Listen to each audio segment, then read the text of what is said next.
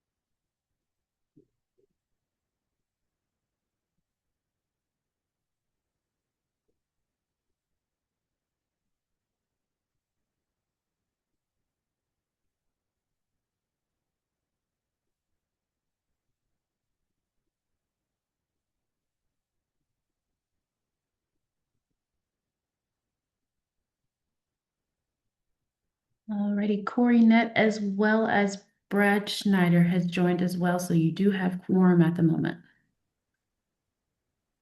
Okay, great. Well, we'll go ahead and get started with the meeting, and you can go ahead and let anybody else that's in the waiting room in, Danny. That way we'll get this agenda rolling. So, um, first thing on the agenda that we need to address as a committee is approval of the minutes from the previous meeting. Do I have a motion from any of the committee members to do that? Motion. All right, Sherry makes the motion. Second. Doug seconds that. Do we have any discussion on the minutes?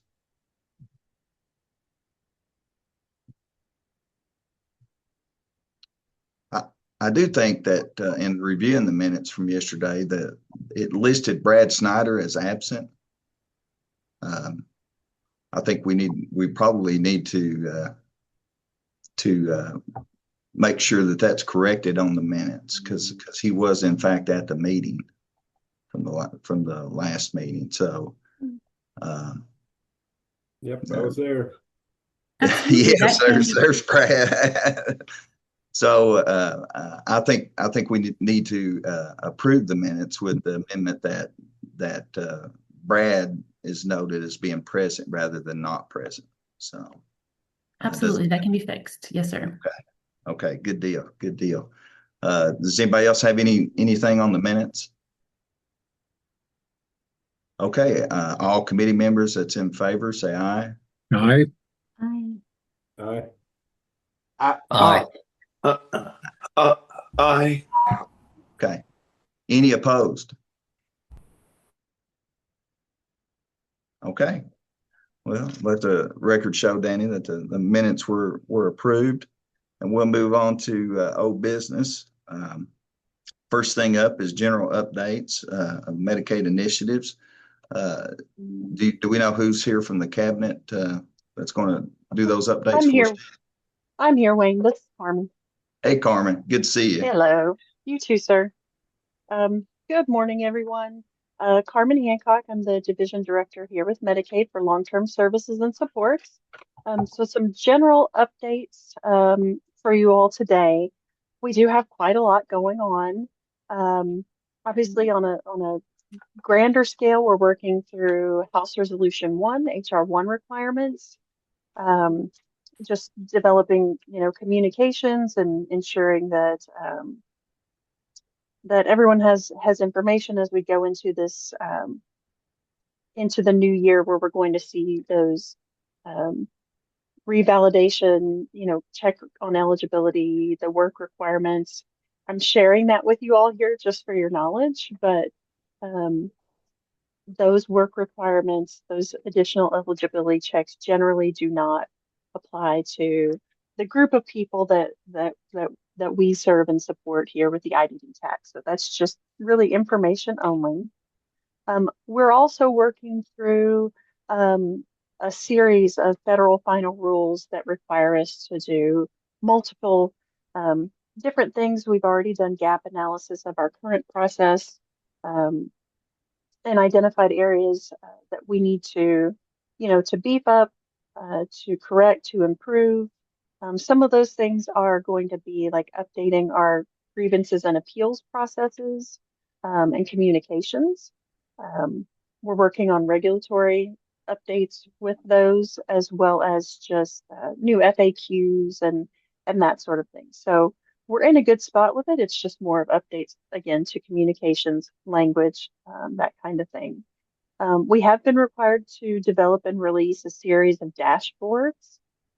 Some of those that sort of apply to this group in particular would be our waitlist transparency dashboard and a rate transparency dashboard. So those are out there on our websites. I can get you all the links to those things. Also involved in this work is expanding critical incident data collection and streamlining that across agencies within the cabinet. So those are some of our federal final rules updates. We are in the process of updating all of our waiver regulations. There have been a lot of legislative changes and mandates that we've got to get into our regulations. That's also going to come with waiver amendments. Some of that I'll get into more detail on later.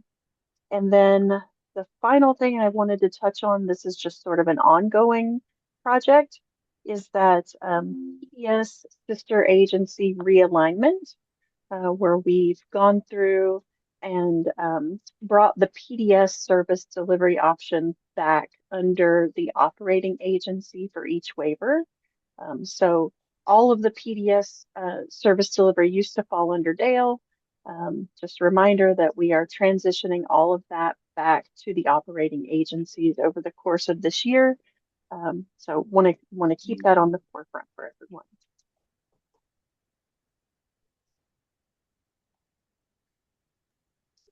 Any questions for Carmen on the general update? I do. Just a quick one, Wayne. Sure. Carmen, thanks for the update. Can you tell just briefly which sister agency is operating which waiver going forward, just for general knowledge of everyone? Yes, sir, absolutely. Thanks, Johnny. It's so Dale is maintaining full oversight of the home and community-based waiver and the Okay. PDS there. Department for Behavioral Health, Developmental and Intellectual Disabilities, so our BDID, is going to have Michelle P. and SCL waivers and the PDS option there. The ABI waivers, both of those, as well as child and Model 2 are under DMS.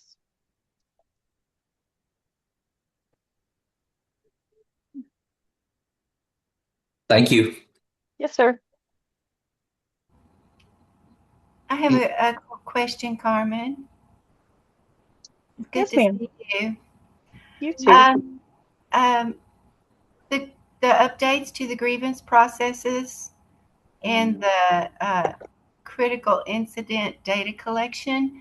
Can you put something in the chat that would be more specific of what those updates are? I can find something to drop in the chat, Ms. Pierce. These are really having to do with CMS, again, in these federal final access rules with critical incident collection, for instance. They're requiring us to have a live system that connects all of the agencies across our cabinet that might be touching these incident reports. So, just as an example, if there's an APS or a CPS report that's made to DCBS, they have a system that maintains that. We're collecting the critical incident information on the waiver side in MWMA, but the two don't necessarily meet right now. So we have to get a comprehensive system where we can sort of track out critical incidents of that nature across their lifespan. So that's a little bit more on that. And then grievances and appeals, we have some existing regulations that sort of speak to hearings, processes, and that sort of thing. We're actually developing a standalone grievances and appeals regulation that will spell this out more thoroughly.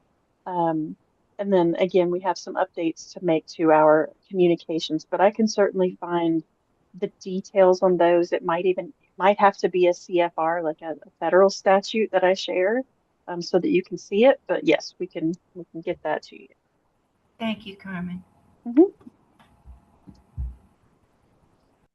Any other questions for Carmen on general updates?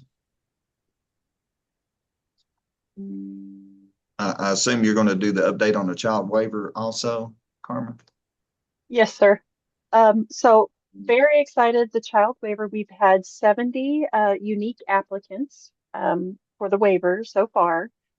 23 have been approved. We have 27 of those folks that we've requested additional information on, so we're waiting, waiting for those applications to get completed. We've had 7 denials, and then 13 that have program closed. Either they withdrew their application, or the time ran out and they didn't meet those deadlines. So 23 approved participants right now. In terms of providers, we've received 19 applications. 10 of those are certified. We have 3 more that are in process right now of being reviewed, and 5 have been denied.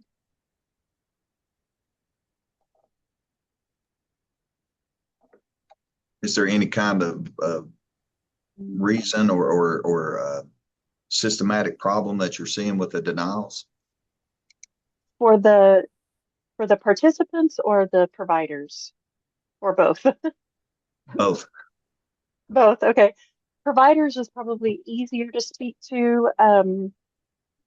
We've got a pretty strict set of criteria for the executive director of an agency.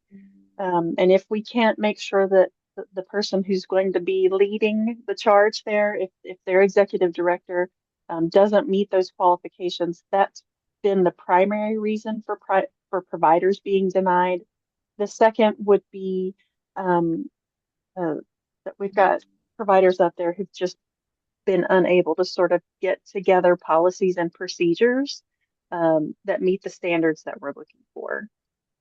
In terms of participants denied, the majority of those they haven't met the level of care. They haven't been able to meet meet the criteria that have been laid out, or they can't provide the documentation that they need to be able to provide to be able to meet the level of care. Thank you. I see Amy's got her hand up. Go ahead, Amy. Carmen, do you know off the top of your head if you have approved, I mean Medicaid, has approved any residential providers? We have, yes. Do you know how many? Oh, now that I don't know off the top of my head, Amy. I know Okay. one for sure. It could be two, and then we've got site reviews going right now. So Okay, I awesome. want to, I think it's one approved, but I believe we have sort of four in the hopper.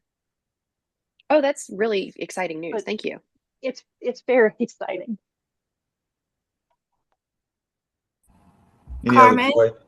I'm sorry, yes. Is Go that ahead, Amy. residential providers for long-term care for children? Is Yes, that what this would be you're saying? the supervised residential service for the youth and the child waiver. So are they statewide or are they like Louisville, Lexington? Are they scattered? The ones that we've looked at right now, and you nailed it, Miss Pierce, is they're Louisville, Lexington. Yeah. So, I mean, this is a great forum and a great opportunity to, again, pitch to you all. If you're providers or if you're, affiliated with a provider who might be interested, we definitely do need those residential service providers for the child waiver.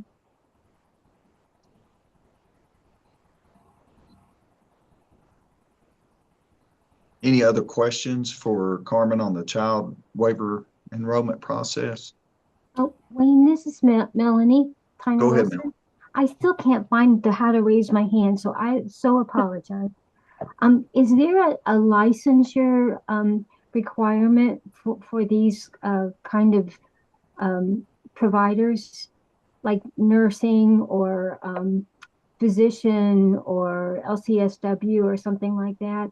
Is that a requirement? Is that included? So the requirement would depend on the service that they're providing. For residential service, again, at the provider level, we are looking for that strong executive director with, a certain number of years of experience, degree, that sort of thing. For clinical therapeutic services, for instance, the requirements for those folks are going to be different than residential, but there's no OIG licensure or any other sort of licensure of that type, I think is what you're asking. The certification process and the enrollment process goes through Medicaid. Oh, okay, thank you. Any other questions on the child? Hey, go ahead, Corey. I see your hand up now. No one is denied without the most decided one the verify. He says if someone is denied for missing the deadline, can they reapply? Oh, absolutely. Yes. And we have had a couple of those. I think we've had two that have been denied and reapplied. Let me check my numbers. Yes, sir. Two of those were denied and have already reapplied. Thank you. You're welcome. Any other questions on the child waiver? This is Frank Huffman. I do have a question. I couldn't figure out how to raise my hand either. I'm sorry. Um, I, I was just curious. You guys might talk about it later, but I know tons of kids that are on the Michelle P. Does that mean they'll automatically transition from Michelle P to the child waiver? No, that's a really good question, and I know it's something that's come up before. They will not transition if they're on the Michelle P waiver. Um, the the the criteria are sort of different from Michelle P and child. Um, so no, there wouldn't be a transition there. If they're on Michelle P, then then then that's the waiver that they're in. Now, if there was some additional need that wasn't met by the Michelle P waiver, they could certainly apply for the child waiver if they thought that was a better fit in terms of the services that are offered. Okay. Does that answer your question? Yes. Do they offer the same services or they kind of different? They're different, yeah. The child waiver services are really focused more on that clinical therapeutic aspect with the residential component. And Michelle P does not have that residential component. Yeah. Because I've been getting a lot of questions from parents about the child waiver. Mhm. Are you able to email me something later about Sure, what the difference is and what all they provide? absolutely. Okay, thank you. You're I'd like to welcome. see that too, Carmen. Okay. Thank you. Yes, And I ma'am. guess I'm also wondering how what the licensure requirements for child waiver residential, how are they different from the current residential, which there is none, I know, but like for adults. It the requirements are the same. So the certification and enrollment process goes through either like for SCL residential, for instance, it's going to go through BDID to certify the residential location, and then through Medicaid provider enrollment to actually enroll the provider. Um, there's not an OIG or another licensure for those for that level of residential.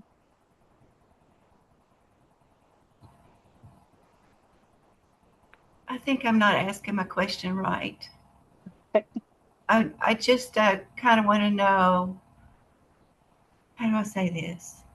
Um,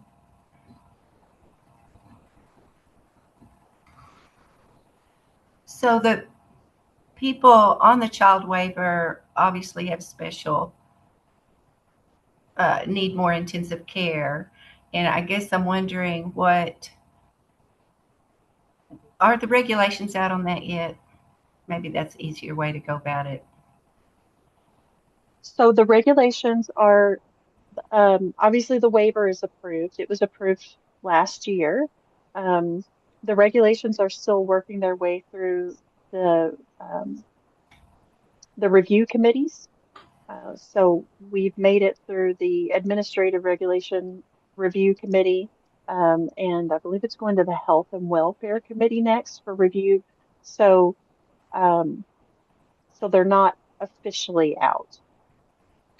But Carmen, you are operating under emergency regs.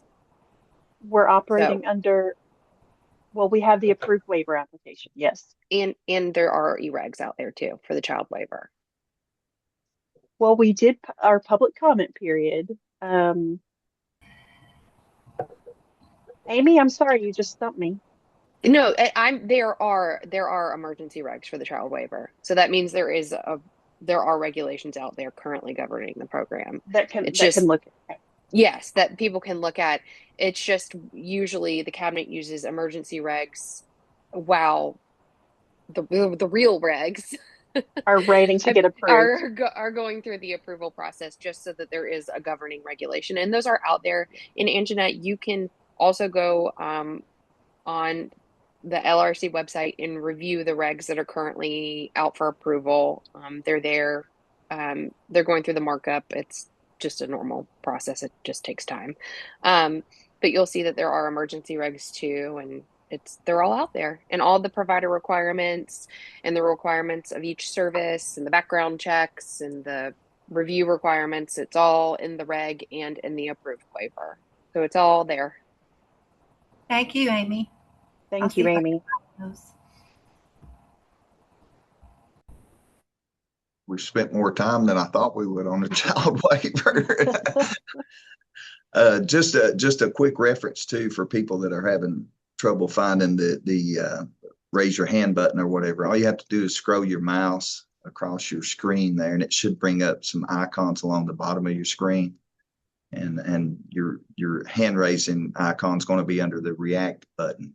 So just hit that, and it should show you a hand, and you should be able to hit it. So that way we can keep a little bit more control of our meeting rather than just having people jump in on other people when they're talking. So the next item is the RISE enrollment process. I know you usually don't handle that, Carmen. Do we have somebody here from the cabinet representing RISE? I'm hoping so. Yes, It's me. Okay. Sorry. Hi. And, I'm Ann Holland. I'm an executive advisor within the Department for Behavioral Health, Developmental, and Intellectual Disabilities, and I'm also the 1915 iRISE project director. So, do you want to hear how an individual comes through the door? Is that what you want, or do you want to know our current numbers? I kind of open it up to you. Tell me what you want to know. This has usually been a standing agenda item, and we usually just want to know how the onboarding is going, Okay. how RISE is doing, and just a general update.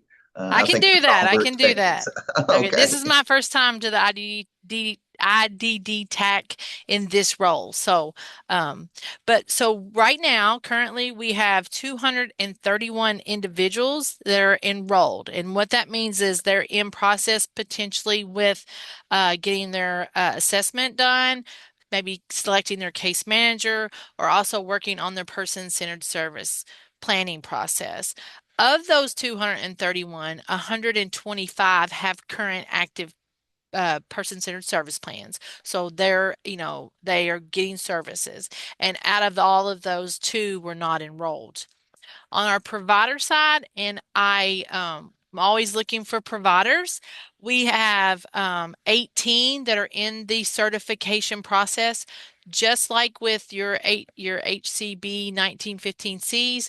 With this being an HCB state plan 1915I, I mean, we have some rules are the same. We do certification on the providers, and we have 25, I said 18 in process. So they're in that review process of their policies and procedures, and some of them are on pre-service site visits. And then we also have 24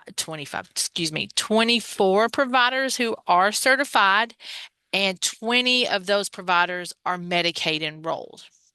So that's just a little update. I am going to put the website link in the chat. If anyone's interested in learning more about, we have a wealth of information on our website, but also how a agency becomes a provider as well. As I said, we are always looking for providers. That's my update. Any questions?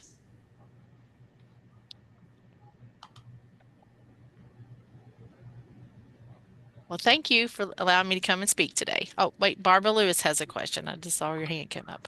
I'm with Employment Solutions, and we are a RISE provider. In our region, we are struggling with residential providers. A lot of people are. Yes. We have been told that the cabinet is interpreting a residential day of service as somebody being in the home for 19 hours. Is that accurate? I'll need to follow up on that. I feel like there was some communication sent out about residential, what that means, but Barbara, I'll drop my email in the chat too. Could you email me that so that I can do a follow-up on that? I would be happy to, and thank you.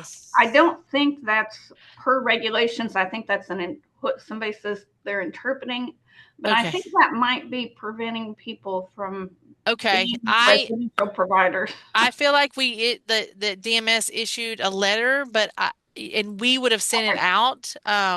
So let me follow up. I don't want to answer incorrectly. Okay. Thank you. Email. Thank you.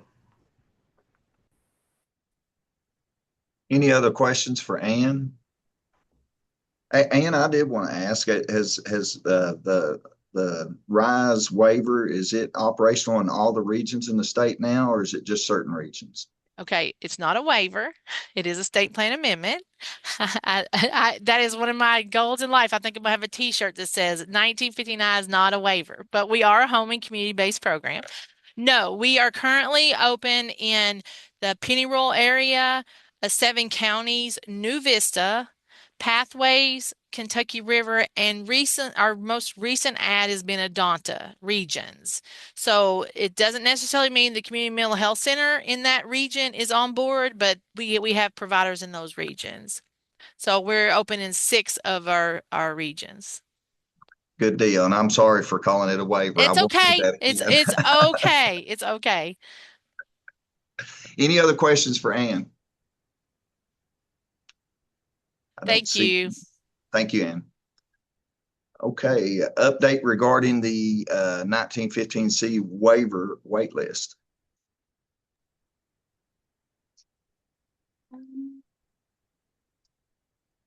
Okay, I've got that, Wayne. So going through, and I'll drop the little table in the chat too after we talk through it. So for ABI acute and child waiver and Model 2, there is no wait list. For ABI long-term care, we have 7 people on that waiting list. Home and community-based waiver, there's 8,639 on that waiting list. Michelle P is 9,880. SCL is 3,882. So once we total that up and look at each individual on the waiting list, that's 18,910.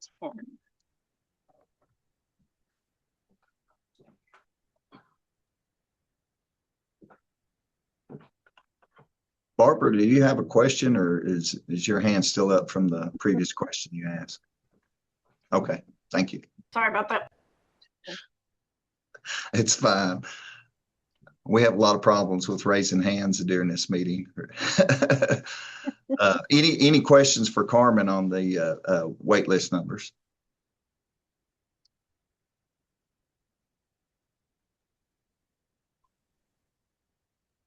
Go ahead, Johnny. Hey, Carmen, the final total of 18,910, those are unduplicated names? Unduplicated. Okay. Yes, sir. All right. That's Thank correct. you. Yep. And Kathy Lerza, one of our beaded friends, did drop a little comment in there. Just for context, about 30% of the people on waiting lists are already receiving services in a waiver. That is good context. Thank you, Kathy. Well, Kathy, why don't you hop in and do this part of the over half of the people on the SCO waiting list have the Michelle P waiver. Yes. And I'll get into some of that later on in the presentation.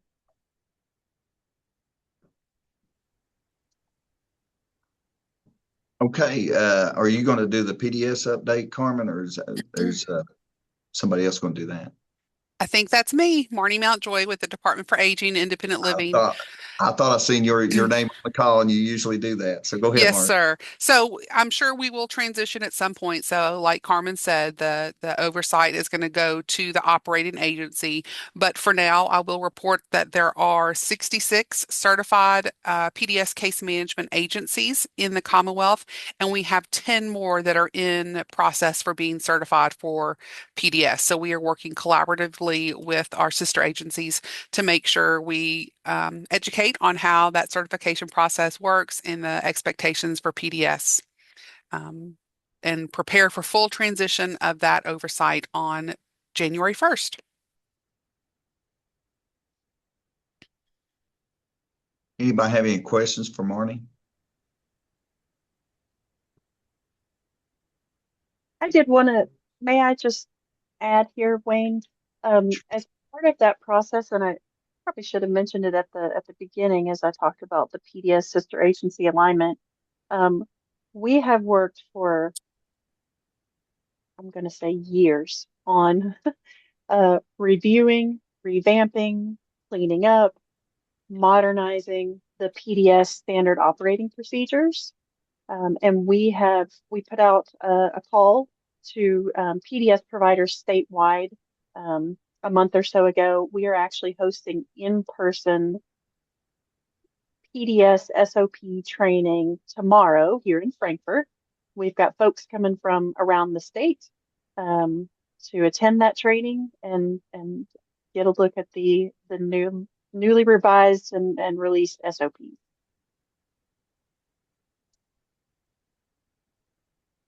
Johnny, go ahead.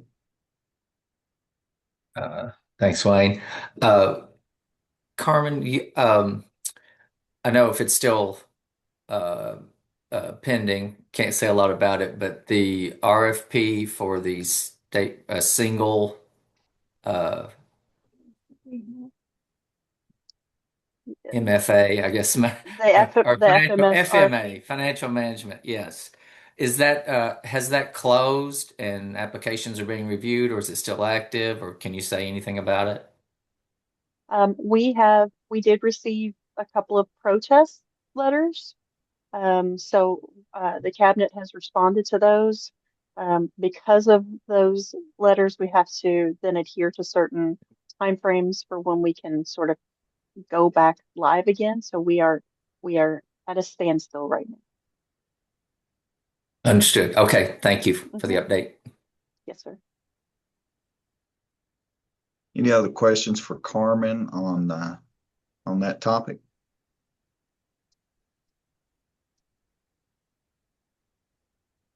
Okay, I don't see any other hands. Involuntary termination summary report. Good morning, everyone. This is Elizabeth Markle with the Division of Developmental and Intellectual Disabilities. I'm the waiver branch manager with oversight of the supports for community living and Michelke waivers. As of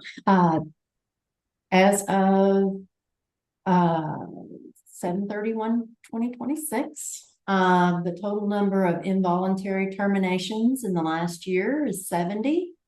Of those that are residential services only, there are 53. Of the total involuntary terminations in the last 6 months, there are 46, and 36 of those being residential services only. Of the total number of involuntary terminations in the last month, we have 8. And of those that are residential services only, we have 7. Total involuntary terminations not transitioned in the last year are 30. And of those that are residential only, there are 24. A number of active involuntary terminations over 1 year is 7.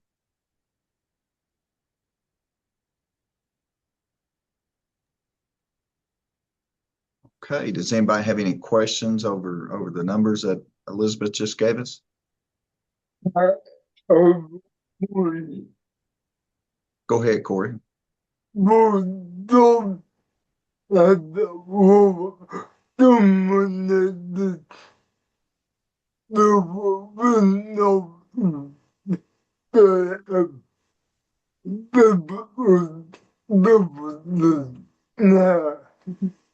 He says for those that were terminated, do we know if they have different services now? They are continuing to get services at the with the provider of record. So they have not yet transitioned to another agency, but they are still getting services. Thank you. You're welcome. Go ahead, Amy. Of the 7 that you mentioned that are over 1 year, do you know how many of those are residential?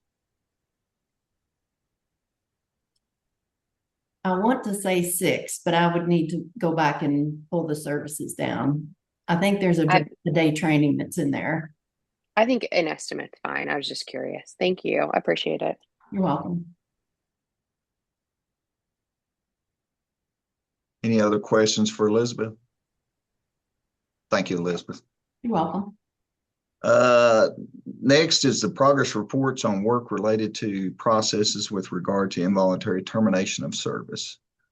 This has become a standing report for our meeting because of the recommendation that passed through MAC and wanting to monitor and see what progress is being made towards the work that DMS is doing regarding involuntary termination.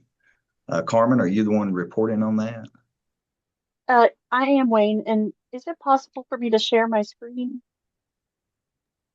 I'm sure Danny can work that out. Absolutely. Danny, can you make that happen? I sure can. Give me one moment.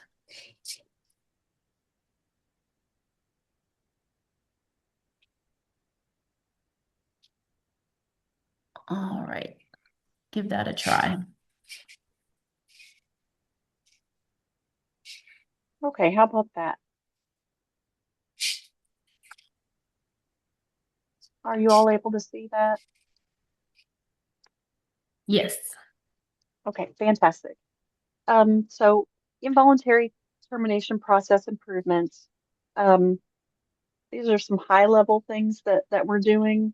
I, I do just want to lead with acknowledging that a lot of these things take time. So while we would like to see things happen quickly, you know, we can start the process, but sometimes it takes many, many months to actually have implementation, such as the first item, which is system enhancements. It just takes a while to get all of our systems updated, but we have submitted all of the, we've gone through planning sessions, we've gone through work groups and that sort of thing, walking through our MWMA, our waiver management application system. We are updating the fields within the involuntary termination screens. We've expanded the specific reasons for involuntary terminations and added a few more sort of check boxes in different fields there, so that when we're looking at those involuntary termination requests, we can get a much better idea of what the actual request is, you know, what efforts have been tried so far, and that sort of thing. This also will allow us to bring back some better reports to you all with regard to like reasons, those reasons for involuntary terminations and some of the situations that that surround those. This is not live for us to use yet. Again, it's still being implemented and developed, but this is on the way. As I mentioned earlier, we are, for multiple reasons, in the process of making updates to all of our waivers and all of our regulations. So those are currently in process. We are planning to have a separate standalone terminations sort of regulation that we can really flesh out and address some of the concerns that you all have brought. Again, these things take time, and we are, Medicaid is not doing this alone. we have walked through our waiver updates and our regulation updates in conjunction with, our friends with BDID and Dale, so Elizabeth's team, Marnie's teams. It's really been a very collaborative effort at the cabinet level to rework these things. And then we also took um, the suggestion of having an external review for certain types of involuntary terminations. Most specifically, it sounds like what we've heard over the last, year really in talking about this is that there's the major concerns are in SCL residential, and if someone is losing TDS service option for some reason. So we have taken that into account. We want to make sure that we're approaching that in a way that is consistent, transparent. It's an appropriate overseeing body. So we've got some ideas floating around about what body or organization or agency would be the best to take on a review of this type. Just as an example, one of the ideas that we've talked about is perhaps using our HRCs, our human rights committees, to help us review involuntary termination requests. That would be a completely external party who would be able to look at these cases, make recommendations, and help us with those. So these are the items that we've, again, high level, we're looking at. We've either started the process on and we're waiting for implementation, or we're just in constant work on them.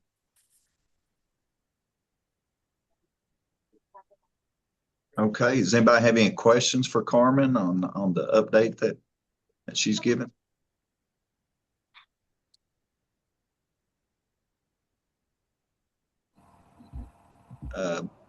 I seen two hands pop up at once. Go ahead, Melanie, and then we'll get Ann. I learned how to do it. I'm so excited.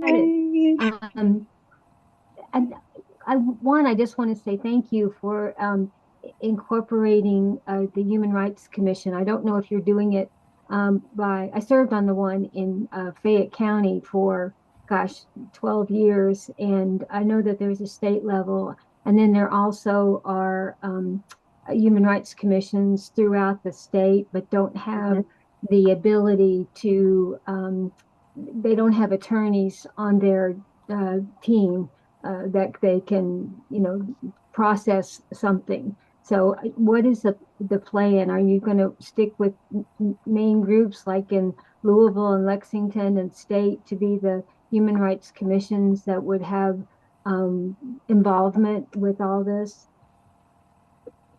It's a good, thank you, Melanie, for that. Again, that was just one of the ideas, sort of as an example, that we really are. We're not trying to narrow focus. We want to really consider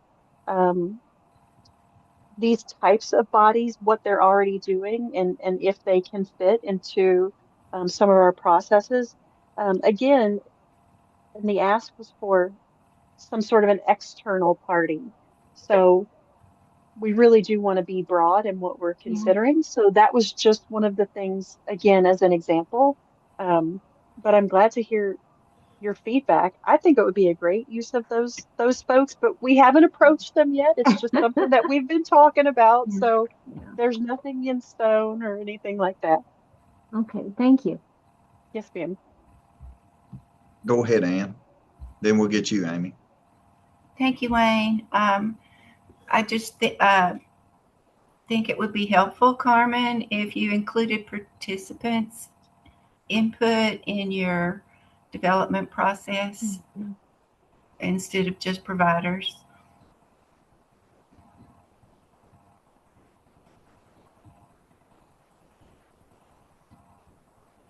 Thank you.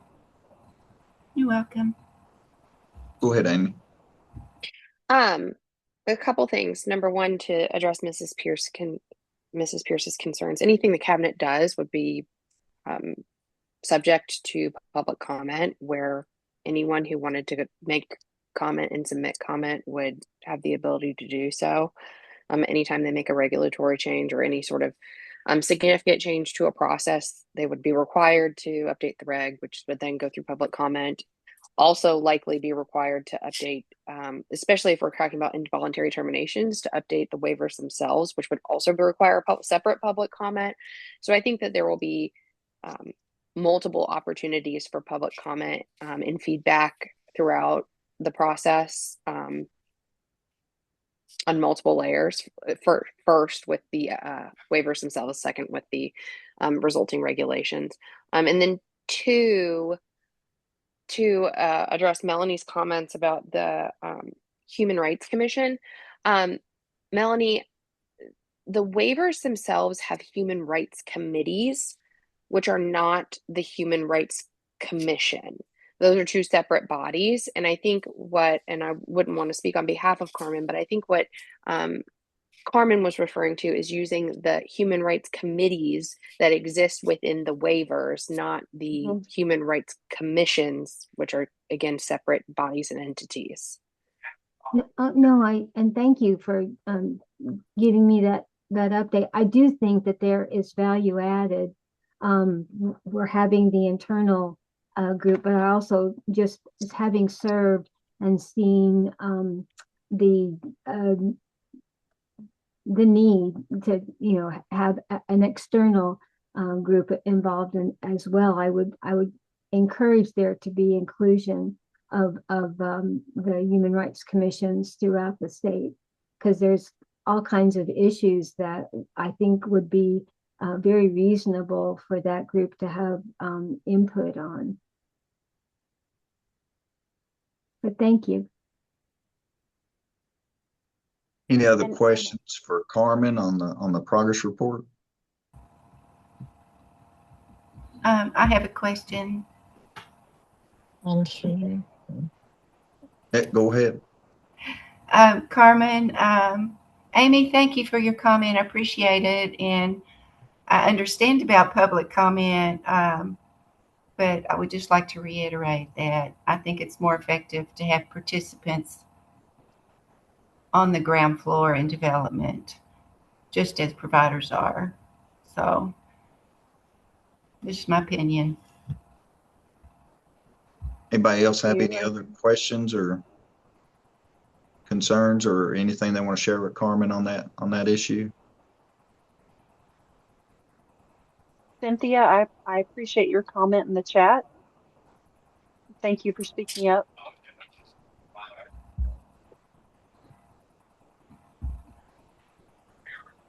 I see that now, what you're referencing, Carmen. Johnny's got his hand up. Go ahead, Johnny. I'm just going to agree. I think it would be necessary to have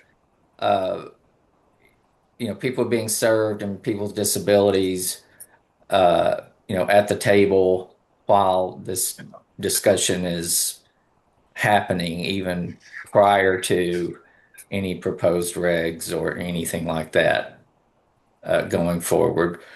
So yeah, and then you'll get public comment for regs and waiver amendments. But if there are work groups or anything like that going on to help develop this, then yeah, we definitely need people with disabilities and people receiving services at the table at those discussions. Thank you. Thank you, Johnny. Corey, go ahead. Oh,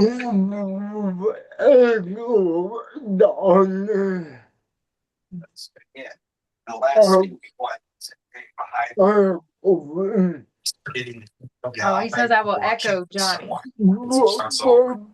Public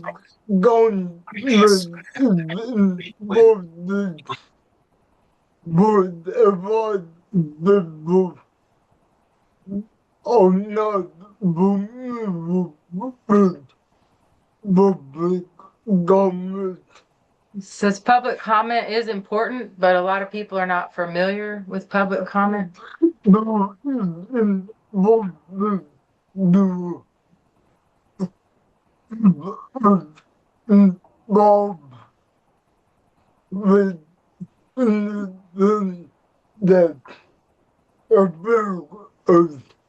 It's important to have us involved in anything that affects us.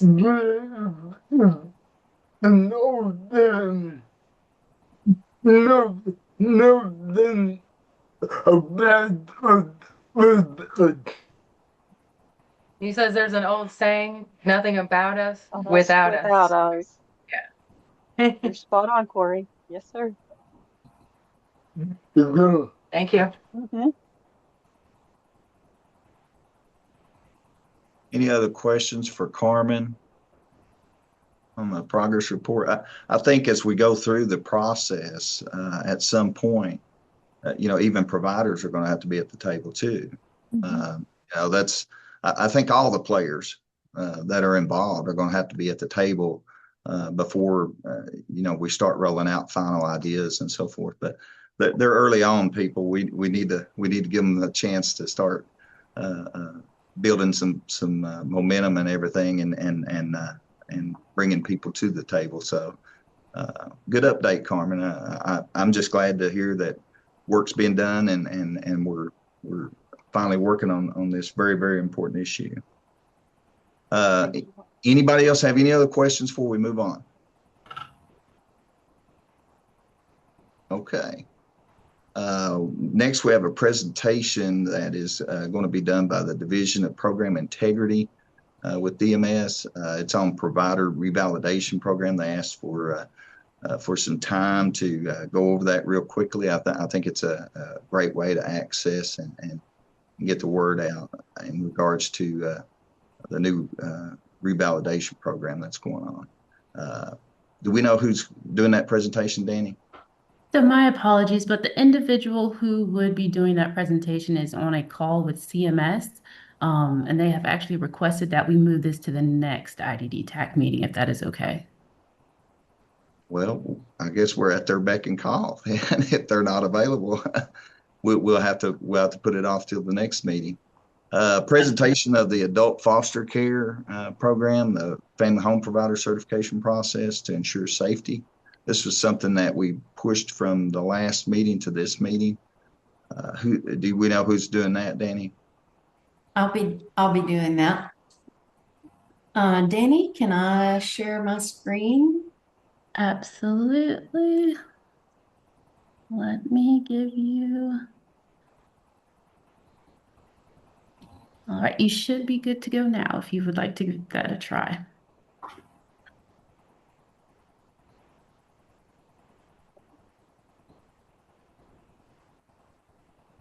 Can you all see the screen, the PowerPoint? Yes. Yes. Okay. Yes, we can see it. Can you still see it? Oh, nope, that disappeared. Oh, well, I had it on my other screen. So, are we there? Yes. Yes. Okay. All right. Let's see. Okay.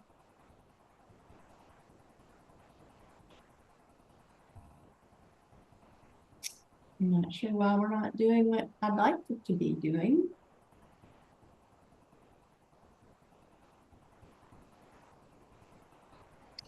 Here we go. Right. So at the request, I'm going to walk through the processes involved with adult foster care and family home provider regulatory oversight. And if you have any questions, just feel free to, you can keep those until the end, or someone else will have to let me know if someone's raising their hand though. So this is our framework. DDID, the Division of Developmental and Intellectual Disabilities, we certify provider agencies. So we don't certify adult foster care and family home provider situations as each is a standalone. That does occur in some other states, but that's not what we do here in Kentucky. We certify the actual agency. Provider agencies approved to provide what's called residential level 2 services are responsible for ensuring that the adult foster care providers and family home providers meet applicable regulatory requirements. So we certify the agency, and although we do monitoring at these residential level 2 sites, the agency itself is responsible for ensuring that they meet regulatory requirements.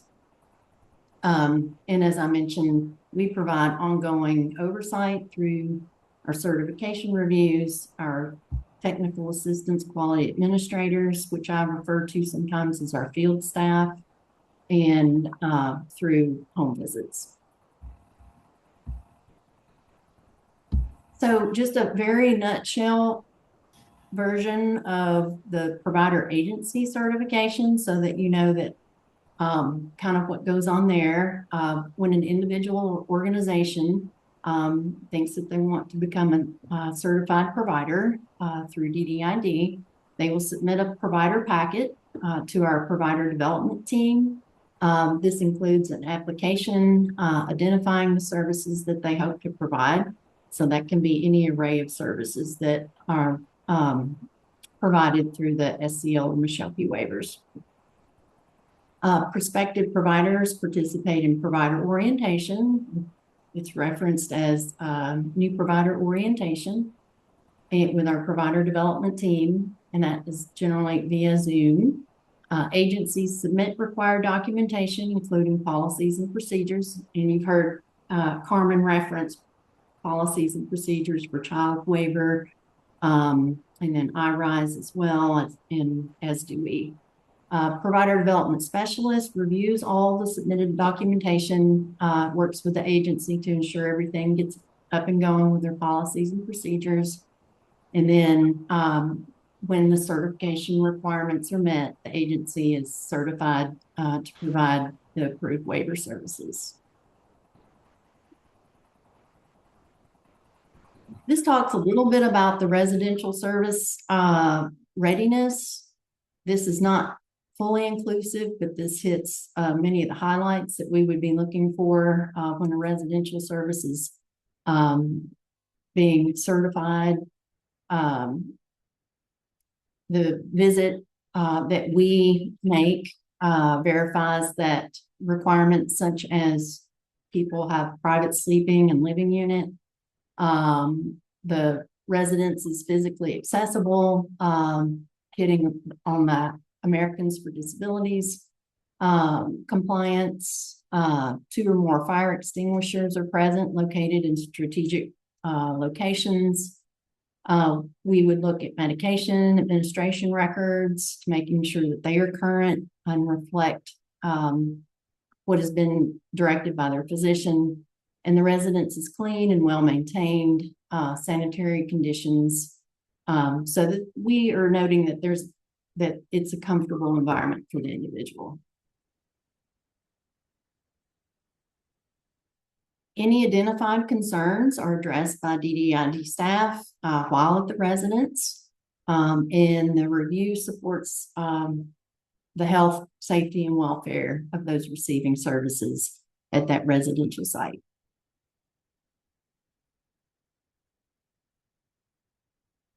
So kind of going back to our initial certification that we do with providers, we conduct a 45-day certification review after services begin.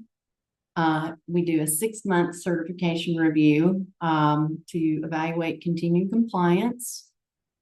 Agencies demonstrated who have demonstrated continued compliance move to a full year annual certification cycle. And agencies with sustained successful compliance may be extended up to a 2-year certification.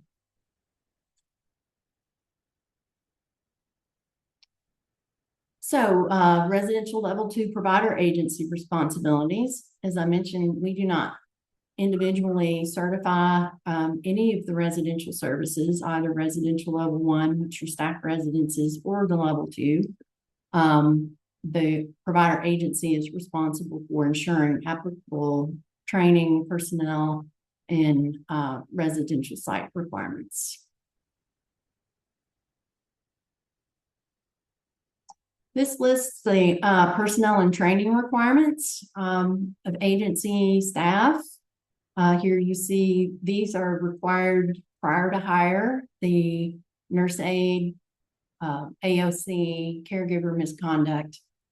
The central registry check is actually required within the 30 days of hire. And then Kentucky also offers the opportunity to use what's called the CARES background check. And you can see that acronym spelled out here. And then training, here you see several of those things that are required. First aid, CPR, the medication administration training, if it's an agency that is administering medications. Then we have what's called the College of Direct Support, which is a national organization that provides online training.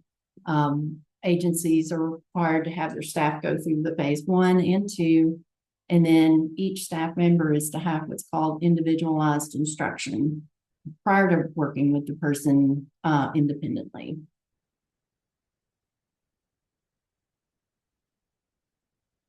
So the ongoing monitoring and oversight that DDID provides, we have technical assistants, quality administrators that are throughout the state that are assigned agencies. And so they meet with each of those agencies on a quarterly basis. And many do multiple home visits throughout the year, some announced and some unannounced. We have a sample that we take when we are doing our certification reviews, and individuals who are on that sample who live in a residential setting, all of those sites are visited at that time. And then if there's ever like a complaint or an investigation that comes through that involves a residential site, then we would also visit that site, and that is generally unannounced.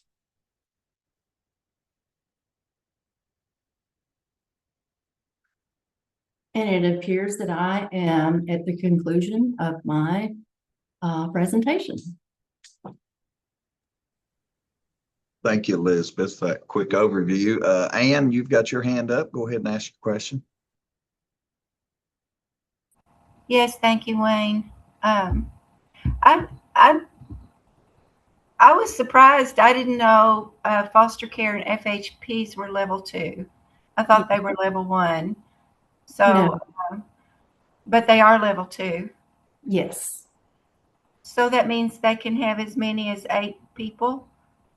No, you would be referencing a group home setting. So they have their own regulations. Okay. Okay. I'm just, I'll do some research into that. I'm a little confused about it. Sure. Also, I do have a concern about people who are unable to communicate being placed in foster care or FHPs. They seem too vulnerable for that setting. I don't know. How do y'all address that?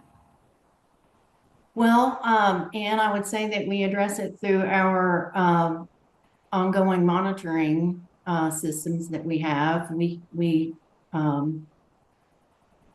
You know, if there are any concerns brought from another service provider or a community member at large, then certainly we ensure that we follow up on any concerns that are brought in that way. We frequently, our staff are very frequently out doing home visits as part of their ongoing monitoring for the agencies. And again, as I mentioned, we also do those visits, home visits during the certification review. Thank you, Elizabeth. I just, would ask you to consider that perhaps pop-in visits and hoping community people will report something that doesn't look right might not be the safest option for people unable to communicate. Just consider it. Thank you. Thank you. Corey, and then we'll get to Amy.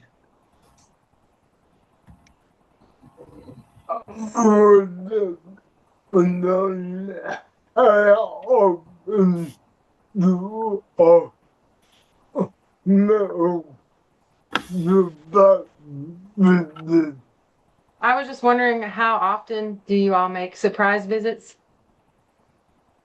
I couldn't really give you a number on that, Corey. Like I said, there's not a regulatory requirement that we make a certain number of visits to homes. So every quality administrator does that a little bit differently. And they do a mix of announced visits versus unannounced visits. So I wouldn't have a specific number for you, Corey, but I do know that our quality administrators, that's probably one of the things that they do the most of, because it's important to them to see people in their environments and ensure that people are happy and in environments that they are enjoying and that are safe. Thank you. You're welcome. Go ahead, Amy. Hi, I just wanted to comment on a couple things as it relates to the residential level 2 service. The service itself is called residential level 2. It can be delivered in what is called an adult foster care or a family home provider setting. Those are essentially the same settings. It's just called different things throughout the state, depending on what region you're in. But essentially, it's the same arrangement, regardless. These are 3 people in the residence of the adult foster care provider or the family home provider. Again, depending on where you are in the state, you're going to find it called different things.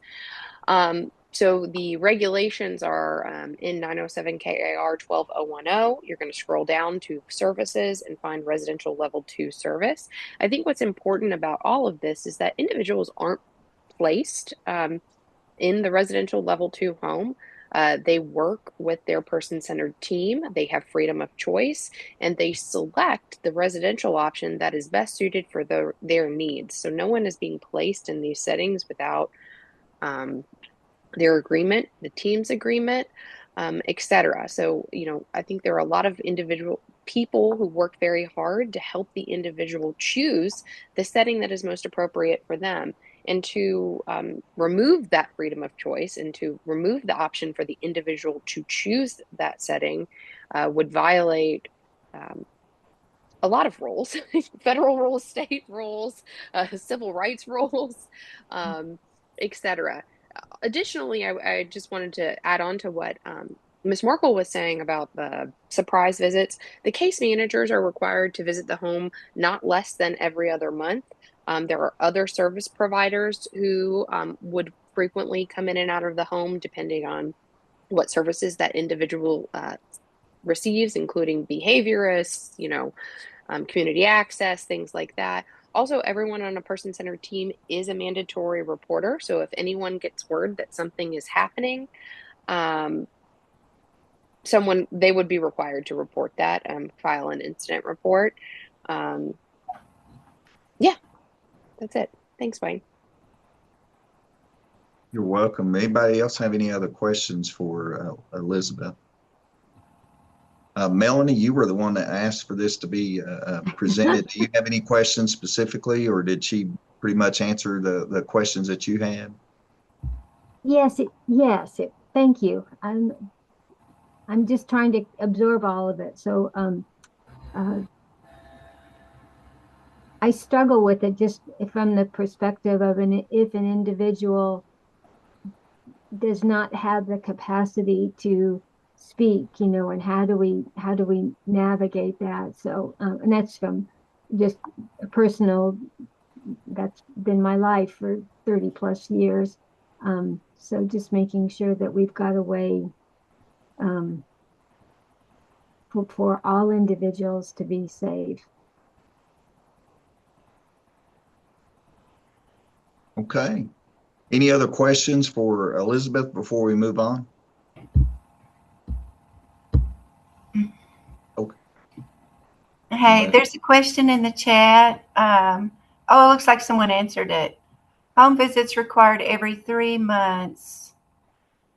And the question was, if visits happen at a day program, is there still a requirement to visit the home? Just kind of want to know the answer to that too.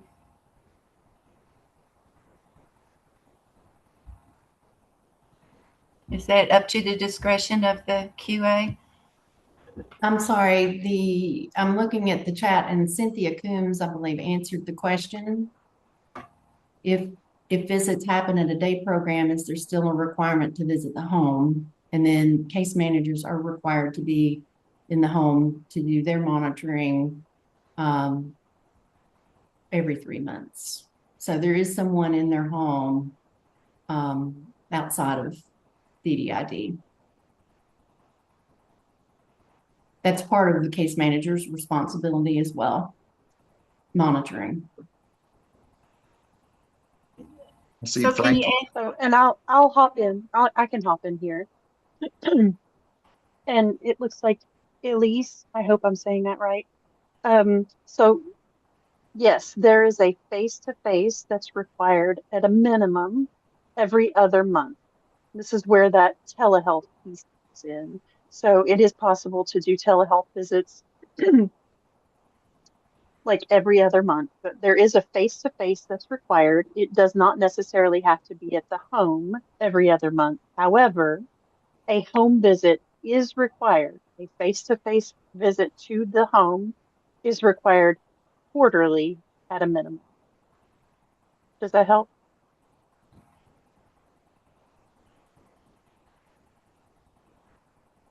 Yes, thank you. Mm-hmm. Frankie's got his hand up. Go ahead, Frankie.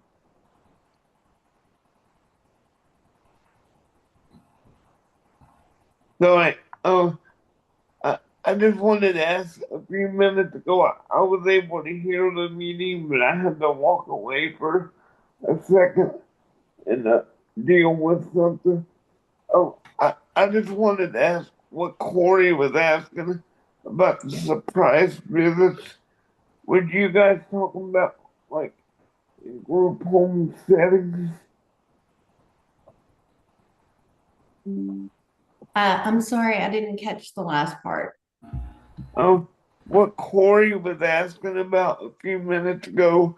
Yes. About the surprise visits. Yes. Is that for like group home settings? That will be for like the family home settings or adult foster care settings. Could be group home settings. Okay, so residences. kind of like when a case manager comes up to my house once a month, then.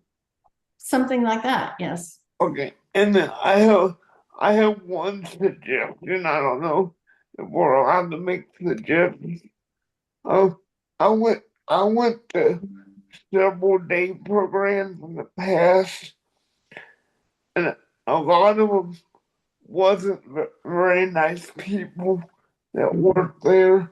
So one of my suggestions was, I don't know if Medicaid has the capability, but I wonder if someone from Medicaid services could maybe think about, as far as day programs go, to make surprise visits there to just make sure everybody's treated correctly at the day program, if that makes sense.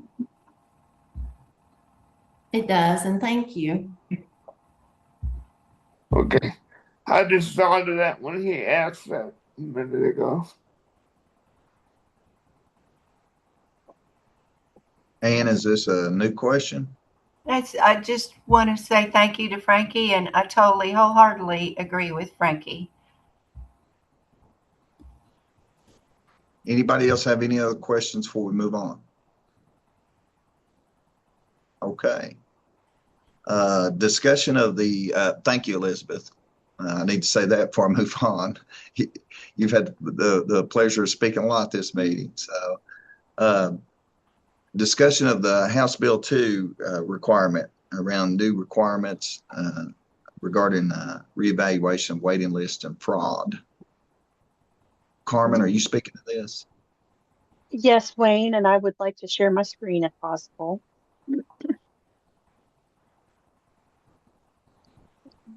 What?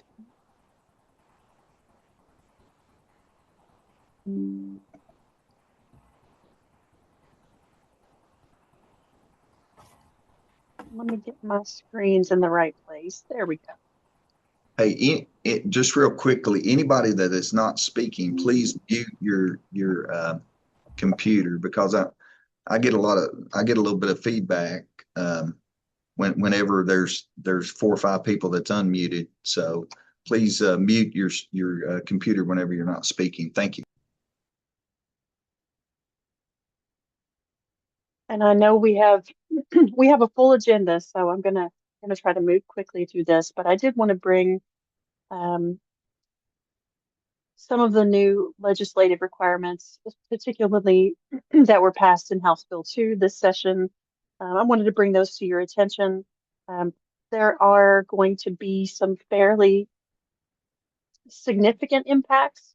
So I wanted to walk through some of those that you all will definitely be probably hearing about or involved with to a certain extent. So 2026 House Bill 2, the section that primarily impacts us in long-term services and supports is in section 15. So according to legislation that was passed, we do have some impacts to our waiting list effective immediately. And this was on April 14th of this year when House Bill 2 was passed. Any individual applying for waiver services has to submit a completed waiver application that includes a provider's recommendation for waiver services and a provider attestation to the primary diagnosis for which the individual is seeking waiver services. Also effective immediately, we were instructed that no one should be placed on a wait list or approved to receive waiver services if they have not completed and submitted that application with the provider's recommendation and the provider attestation. We were given 1 year to essentially do a wait list revalidation effort. So anyone who was on the wait list on or before the effective date of April 14th, we have 12 months to submit a waiver program application that includes that provider recommendation with an attestation, primary diagnoses.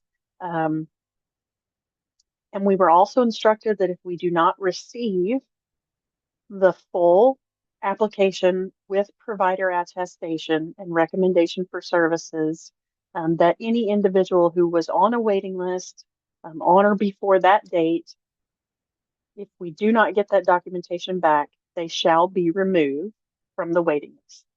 This was our direction.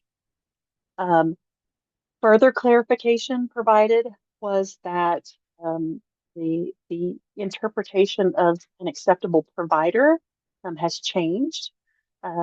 The provider that we can accept that attestation from means a physician or physician's assistant, APRN, or a licensed psychologist.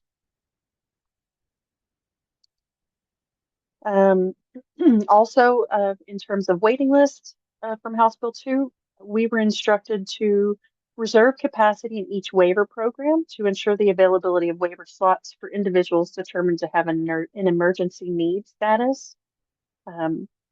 That exists right now, obviously in SCL, but we've been instructed to develop those criteria for all of the waivers. And then develop waitlist management policies for people seeking emergency placement in a waiver program. We were directed that by January 1st of next year, that we would develop waiver-specific emergency need criteria in the waiver programs for which that doesn't exist, which is essentially all of the others except working through all of this. Waiver level of care assessments. So we were instructed to identify, designate, and require the use of waiver-specific level of care assessment tools for each individual waiver program. There were also some specifications here as to what types of assessment tools we could consider. They needed to be nationally recognized. At a minimum, recommend the frequency, duration, and intensity of services needed by the individual, be age appropriate to the population that's served in that waiver program. And all level of care assessments and reassessments are supposed to use the designated waiver level of care specific tool. Let's see, I'm going to stay here for a second. This is another area that has tremendous impact. The SIS assessment that we use in SCL does meet these requirements: nationally recognized, frequency, duration, intensity, age appropriate. That happens to be the only one of our current assessment tools that meets these requirements. So we have been in a position to identify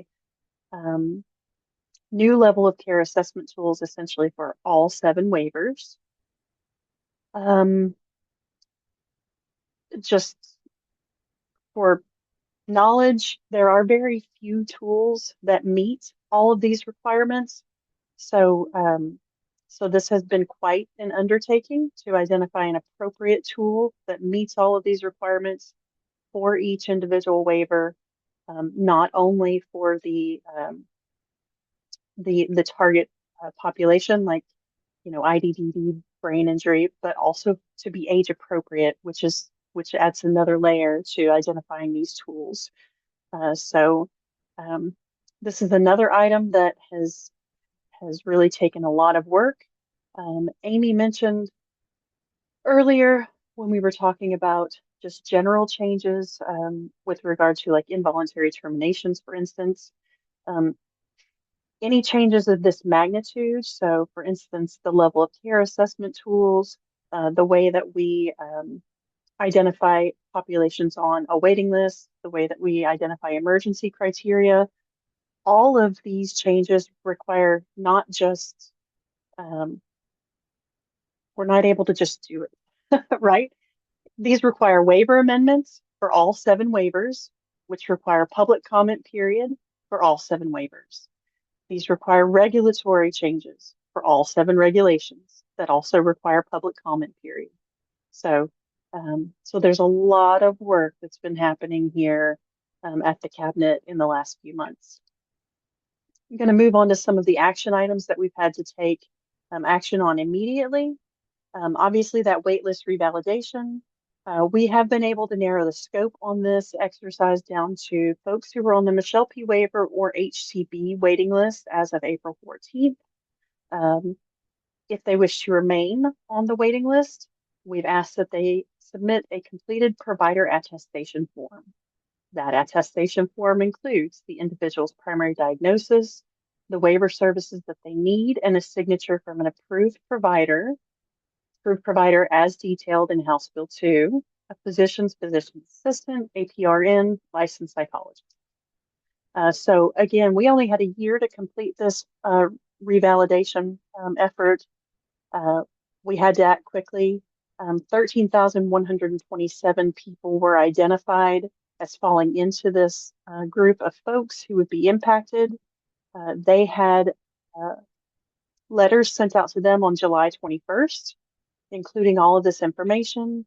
We've asked for those provider attestations to be returned no later than January 31st of next year. This will not just be one mailing.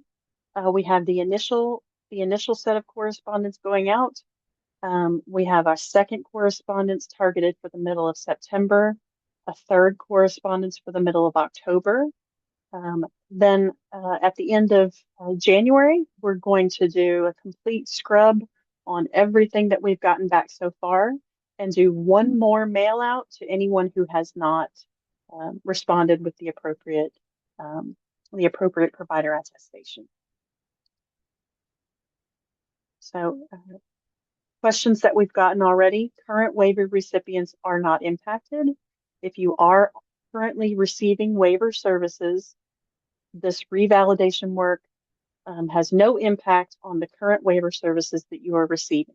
However, if you are on a waiting list and want to stay on that waiting list, the provider attestation needs to be returned. And like I said before, multiple outreach attempts. The initial one, a 60-day, a 90-day, and then another final outreach attempt next year. We have also been presenting this information in every forum that we can. So the IDD TAC, the MAC, I've presented to the primary care TAC, and DDID crisis teams. So we're trying to get this information in front of as many people and groups as possible because, again, this is what we've been directed to do. The turnaround time is short and we want to have as few people as possible impacted. Couple little notes there at the bottom. Sending in the information does not guarantee that you will qualify for waiver services. We have to review this information as part of that waitlist verification and review process. If that provider attestation were to be returned and did not indicate a primary diagnosis or some sort of need that would match the waiver that you're waiting for, it's likely that there would be a removal at that point as well. Per House Bill 2, failure to submit an acceptable provider attestation that meets all relevant criteria will result in removal from the waiting list. And I believe that might be the last slide I have here. Yes, that's the last slide we have here. I know there are going to be questions. I think Amy had her hand up first, and then Corey, then Frankie, then Johnny. So we'll go in that order. Go ahead, Amy. Okay. I wanted to flag something for you that got flagged for me recently. And I understand that this is all very new, and so there's going to be some confusion as this gets implemented. But specifically for the attestation, apparently there has arisen an issue for ABI and ABI long-term care that I believe it's CareWise that's reviewing the attestations. I could be incorrect about that. But they are not applying the provider language from House Bill 2 and are requiring that it solely be a physician instead of physician, PA, APRN, psychologist. So I wanted to flag that for you. And I do notice that it's specifically impacting someone trying to transition from ABI regular to ABI long-term care. To long-term care. Yeah. I know exactly what you're talking about, Amy. That came across that came across my desk yesterday. We provided the clarification and guidance that opened up those provider requirements, including ABI, to those listed in House Bill 2. So we should have Thank you that. so much. Yes, ma'am. We should have that resolved going forward. Appreciate it. Thank you. Yes. And if you know of any other cases outside of perhaps that one, feel free to reach back out. We can take another look at them. Awesome. I appreciate it. Thank you. Go ahead, Corey. Yeah.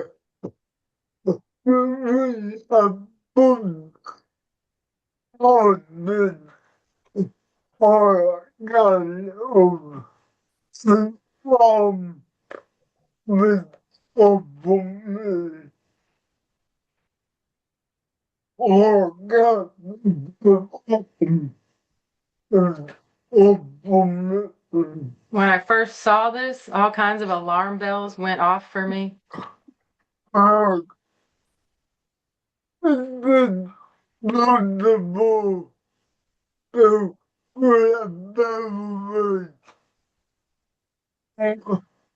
almost than that than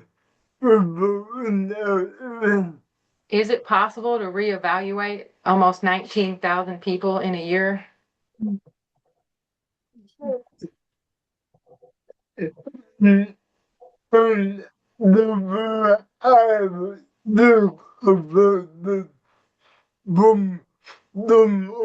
the government that some of the those The way I think about it, from some of the comments that some of the senators have told me,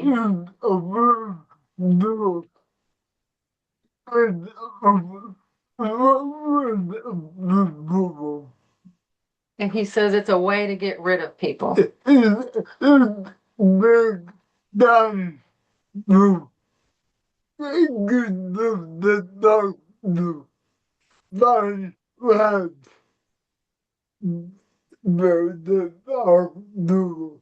It takes time to get through TARC, not TARC. It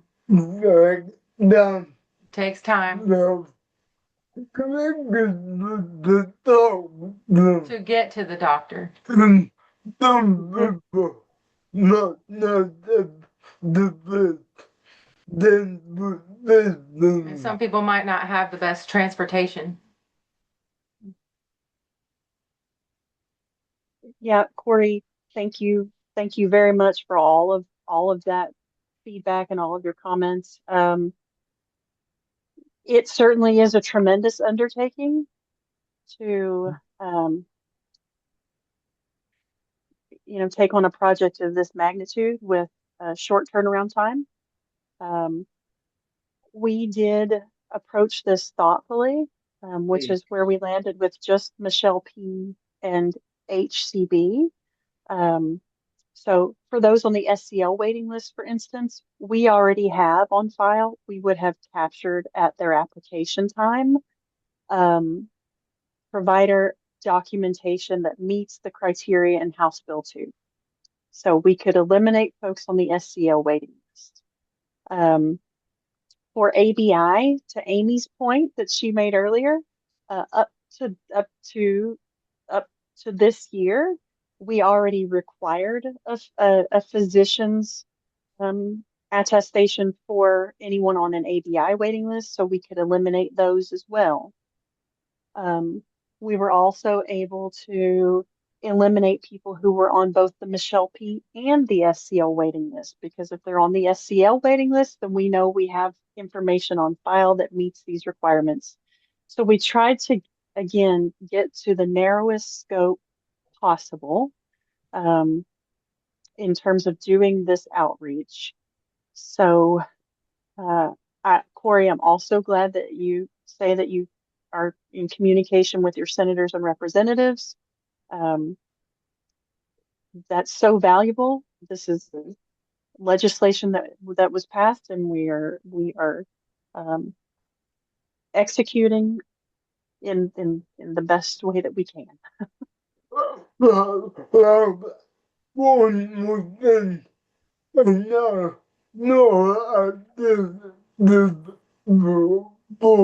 One more thing, I know I've said this before.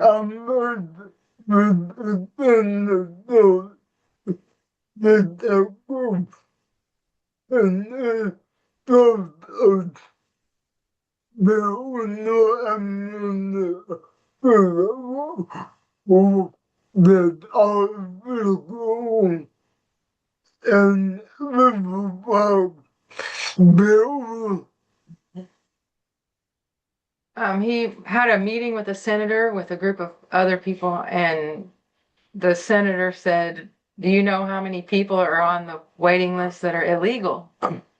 And we said, "Do you?" No. And he was like, "No." And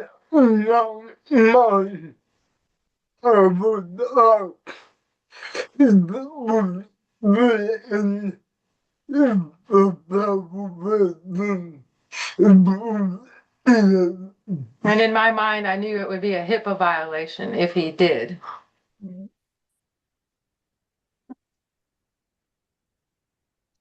So this actually came up at a MOAB waiver waitlist subcommittee, and I'll just repeat it here. The first step to being able to get onto a waiting list is the Medicaid eligibility. You have to do your Medicaid eligibility first through DCBS, and do those any other determinations that would go along with that through Social Security and all of that. So it would be extremely rare, if at all, that someone would make it to a waiting list who was not who was as you said, and illegal. I'll just Right. Thank you. You're welcome. Go ahead, Frankie.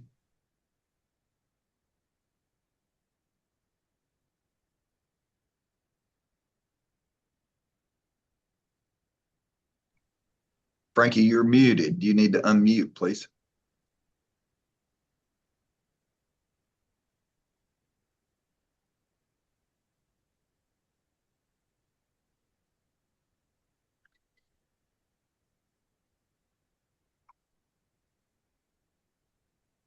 Oh, okay.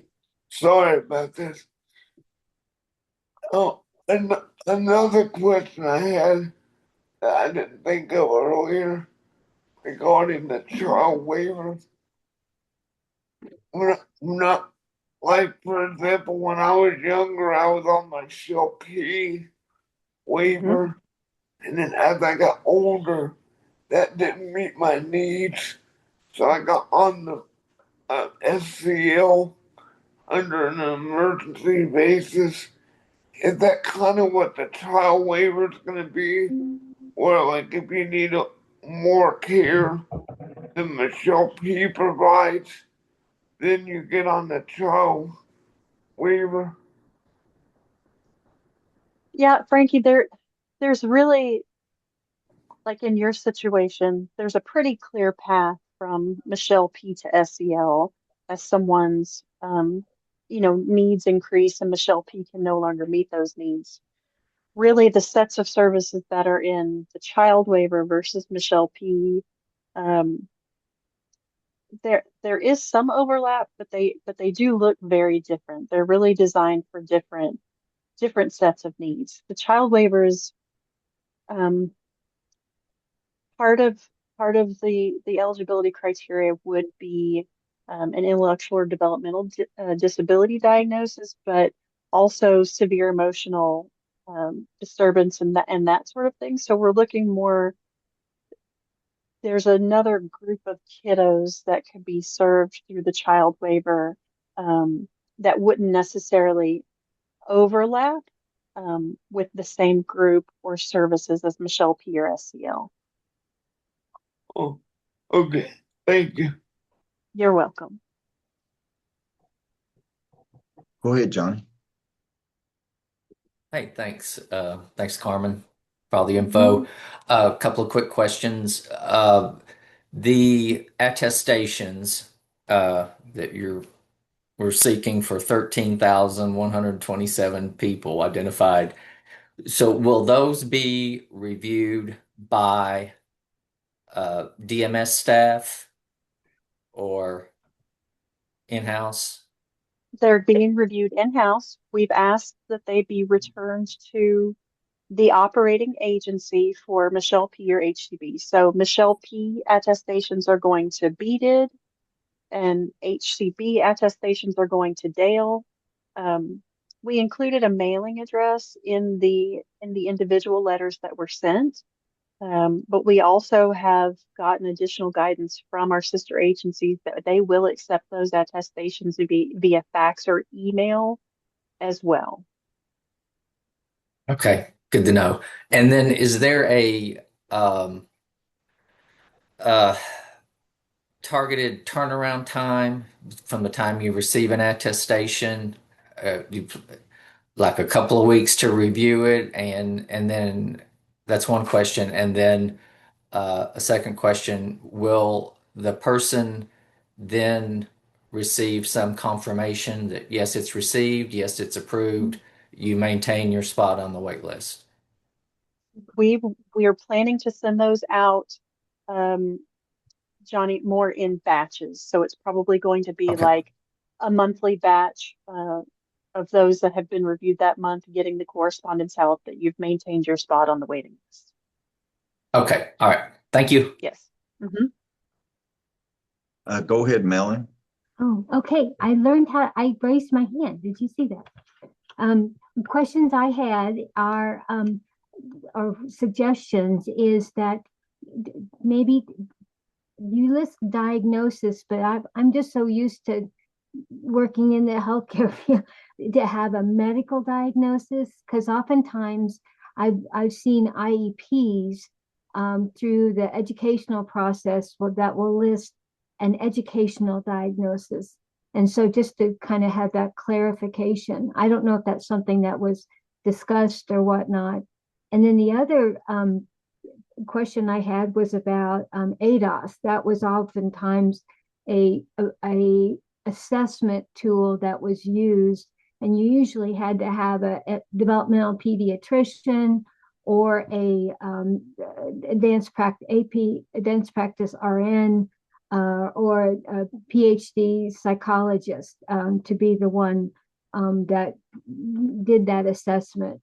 Because that's what we did when I was at UK Developmental Pediatrics Clinic. That team were the ones that actually did the assessment. I didn't know if that was going to be accepted. And usually the last question, I have two more, and I'm sorry to keep going on, but the IQ determination, I'm guessing you're looking at having an IQ of somewhere between 50 and 70 to be eligible for the criteria of IDD. And then the last question, then I'll be quiet, is for people, young individuals that have been exposed to substance like fetal alcohol, fentanyl, those kind of substances, that would also help me to understand, would that be a population that would also be a population that would be able to have access to these kind of waiver services? Because it's a growing population and a very needy population, but I didn't know if they were included in the populations that the waivers would serve. Does that make sense? It did, and I'm looking to see if any of my beaded friends are on. I'm here. I'd already unmuted. I was. Thank you, Crystal. So to the first part about this physician attestation or the provider attestation form, this requirement strictly is from that entity, the psychologist, nurse practitioner, physician, and the diagnosis and what services are needed. So specific testing is not requested or required for this process. It's just that diagnosis, how that diagnosis came into existence just for the purposes of this form. It doesn't really go that into detail. Now, if a waiver already has other requirements in the regulation of documentation that has to be produced, this doesn't change that. It just adds things on that maybe didn't exist before. So that's really all we're looking for at this point. So specific types of testing, things like that are not being requested for this confirmation. The second part, as far as like the population who have like fetal alcohol spectrum, that can fall under a neurodevelopmental type of disorder, right? So if it meets our regulatory definitions for a developmental disorder, so if it has those types of similar impairments in intellectual or adaptive functioning that requires those same types of supports, then it can potentially meet the criteria. But as you know, with a lot of conditions that are considered developmental disorders, some people are going to fall under that level of need and level of care, and some are not. So it's not going to be an automatic inclusion or exclusion for those diagnoses. But if that condition causes those types of issues, then that can potentially be considered a developmental disability to qualify. Okay. And IQ is also something that you would attempt to capture to kind of quantify, for lack of a better word, that they meet the criteria. So specifically for this process, that's not what we're asking for. They Oh, would just okay. be providing us if they have an intellectual disability Okay. diagnosis, the physician's just attesting to that. But Okay. yes, that is information that would be needed either for level of care once somebody's in the waiver, or like I said, in SEL where it's already required at time of application to confirm that somebody does meet the requirements for that condition. But for this process that the legislature has asked it to do, they're strictly only having to provide us with a diagnosis and affirm that diagnosis. Okay. Thank you. Any other questions for Carmen on the HB2 stuff? I know Patty put in the chat a good suggestion in regards to putting something on social media to reach out to families and so forth, Carmen. So hopefully you guys will take note of that. Very good. Thank you, Patty. She had her hand up earlier, but I think the crowd got too big for her with all the hands up. So any other questions on HB2 before we move on? The presentations have taken a little longer than we anticipated, so we've got to kind of hurry up on the rest of the agenda items, if you will. The next thing up is the DMS review of ICF status in reference to the Olmstead Act. Carmen, are you going to report on that also? Robin O'Neill should be on to give that report. Hi. Good morning. Go ahead. Were you going to say something? I was just going to say the first part of it refers to ICF, and I had not asked Robin to have to speak on that part. Right. I was going to say, I'm not sure exactly what that topic is about. So if you have a question that's a legal question, I'm happy to take that question and then take it to whoever can provide that answer. But I'm not prepared to answer anything right now on ICFs.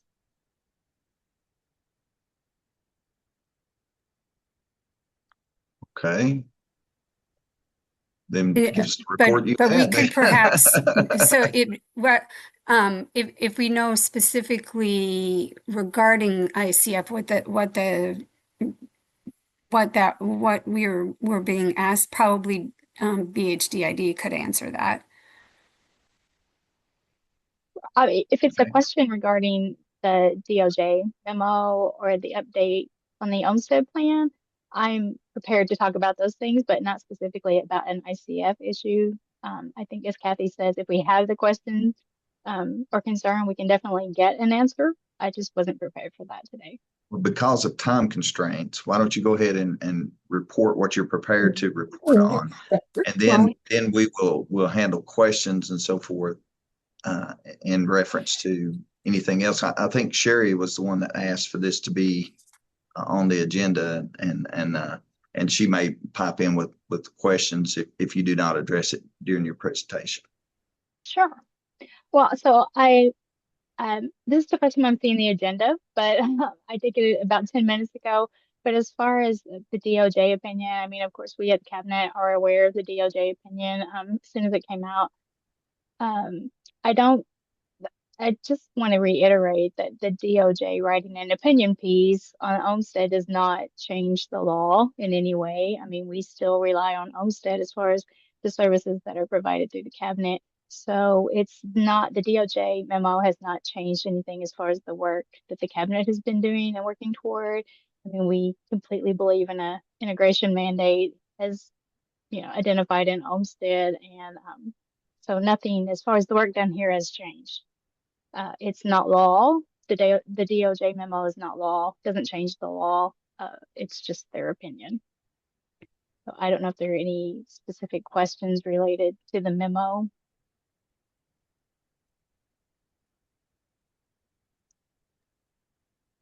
Okay. Corey do you still have a question, Corey, or you good?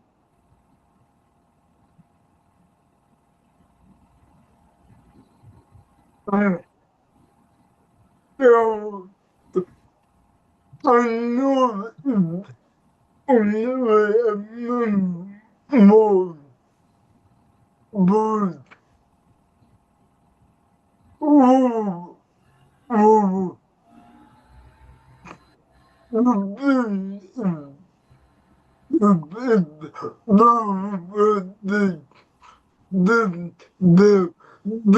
but the is not going to defend. I know it's just a memo, but who's going to defend it if it's violated and the DOJ is not going to defend it? So I think the memo makes it pretty clear that DOJ, I don't know if you remember, but back a while ago, a couple of years ago, there were all of these lawsuits that were kind of floating around with DOJ where they were requiring contracts. It was a lot of settlement agreements and issues like that, and mostly it was regarding policing and police forces and things like that, legal equity. Basically, I think the DOJ response is pretty much in response to all those settlement agreements that they were trying to arrive at that point. I think they're basically just saying that they're not going to continue to pursue those settlement agreements regarding police, um, equitable policing in communities.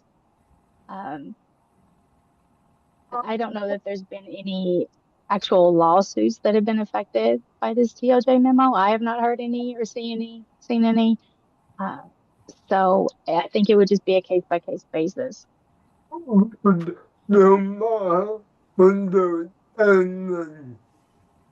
The only that have is the person who are the only and the one that is that can do My understanding, the Olmstead Act was in charge of all the home-based services that came. the The basis for the home-based services that have come after that. Right. So Go on. okay. So right, the integration mandate was in the Olmstead decision, which requires individuals with disabilities to receive services in the least restrictive environment. So yes, that is part of what the DOJ is saying, that they don't think that there is an integration mandate within the Olmstead decision. Um, like I said, it's been case law for 25 years now that there is an integration mandate, and that opinion alone does not change the case law or the history of Olmstead. And it really doesn't change the mandates under Olmstead. This event that the memo is the move. I'm just afraid the memo is the first move. Before the time of people system. Attacking our waiver system? Before the vote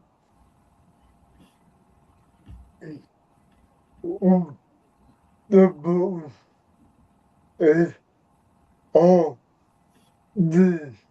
Toward our waiver system.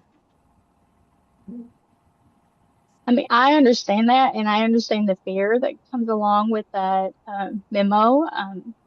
All I can say is that as of right now, nothing has changed. And what lies ahead, I think we just have to tackle it as it comes. I don't know how much support there is behind that DOJ memo. There doesn't seem to be a lot. I think a lot of people are in disagreement about that.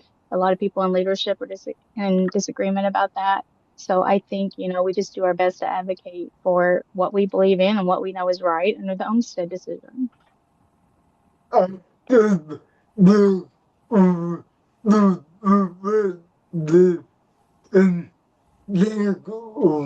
He says, I just think we should be ready, and thank you. You're welcome. And I agree. We are getting really short on time. I do want to take a question from Sherry since this was her agenda item. And then we'll go back and we'll try to capture Johnny and Frankie's question. But we're almost to the end, and what we're going to do on a couple of these items here is we're going to put information in the chat about them, and you guys can look at the different links and so forth on the information on those, and we'll try to get through a real quick presentation in reference to autism from Ann. So go ahead, Sherry, with your question.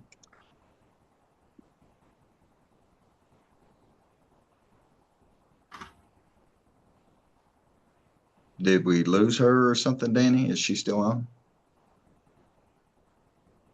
She is still on. I'm not sure.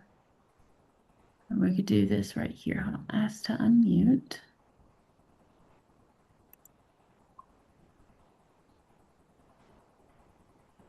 You have to love technical difficulties. Hear you there? Yes, we can hear you.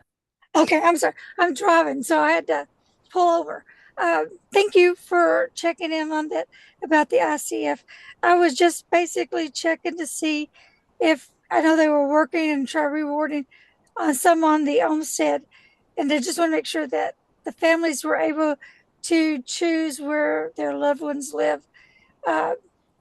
Basically that, because I know that ICFs are called institutions, but they're not an institution like they were years ago. They are homes. The ones that, like at Oakwood, you can go in there and they are set up as homes, and they provide the care that a lot of these residents need, because a lot of them are medical. A lot of them are just high medical, and that's what I wanted, is to check on that to make sure that the homestead wasn't changing on that. No, and I think as far as the placements, I mean, in legal, we don't really do the placements. That's more of the caseworkers and things like that take care of that. But I mean, nothing has changed just because of the DOJ decision. So all of those services will continue as they have been. And we do continue to work on the Olmsted plan, which I know that's a topic that's coming up as well, but that's still in progress and we have not slowed down, even though it's taking a while. It's a lengthy process to get it all going, but I just want to stress that even though it's taking a while, this is the first time that we've been able to incorporate agencies outside of just the Cabinet for Health and Family Services in our Olmsted plan. So it's a lot of coordination among some of our sister agencies across the Commonwealth that look at things like transportation, education, and things that we don't directly address here at the cabinet. So yeah, but the work has not stopped. It's continuing. We're hoping to get that plan out very soon. Right now we're at the tail end of it, so I don't think it's going to be that much longer. We don't have an official launch date though at this point. Thank you very much. You're welcome. Go ahead, Johnny. Real quickly, please. Sure, thanks. And this was actually my agenda item. I think Sherry then followed up with the ICF question. But yeah, just and Robin, I'm Johnny Caleb's with the Commonwealth Council on Developmental Disabilities. So we're just concerned that it signals, this DOJ memo signals to states that you no longer have to provide services to the 19,000 plus people that are on waiver wait lists right now who want to live in the community, who do not want to live in institutional care. And it kind of signals to states that, okay, you don't have to spend money and provide services to these thousands of people who have been waiting for years and years and years. So I realize it doesn't change the law and that Olmsted is still legal precedent. But I agree with Corey. It's probably just the first step, and that we should be ready to, defend the integration mandate and, hopefully continue to find a way to provide support for people to live in their communities and make their own choices about their lives and not have to live in institutional care if they don't want to. So, thank you. Yeah, you're welcome. And I think it's really sad if states think that that's the correct path to go down, to change course and go down that path. I have not heard one person here say that they think that's the way to go or that anything should change. No one has changed course in their views or opinions of the work we've been doing just because of that DOJ memo or because of anything else, really. So I just think that we're all going to continue to advocate for what we believe is right and what the law says, and just keep doing our work. And until somebody tells us that we can't do that anymore, then that's what we'll continue to do. But yeah, it is Thank you. scary. I agree. I do have a comment. I'm not saying that institutional care is the only thing that I am wanting. It's not. It just suited my family and the ones that are there. There was a bunch of families that needed to have their loved ones moved out to SCLs or community home base, however way you want to call that. Because I did see a big need in that.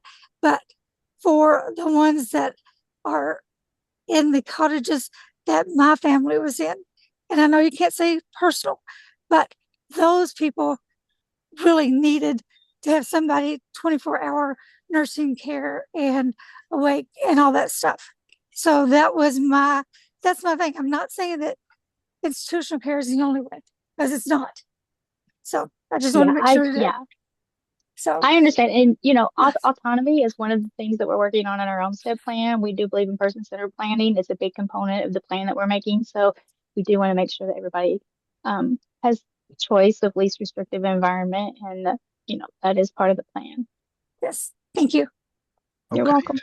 Time has completely gotten away from us. Frankie, if you have a real quick question, we can take it. If it's going to be a while, we probably need to put it off till the next meeting. Go ahead and ask your question if it's real quick, and then we'll proceed on down the agenda. It'll be really quick, I promise. I just wanted to ask, I know we should continue to advocate and stuff, but let's say they do get rid of Olmstead. Does Kentucky have a backup plan that you guys know of to continue these services? I think there is. I'm not at liberty to speak about it at the moment. But yes, there are some things going on that will certainly be a focus should that. So we are prepared, I guess you should say. Okay, thank you. You're welcome.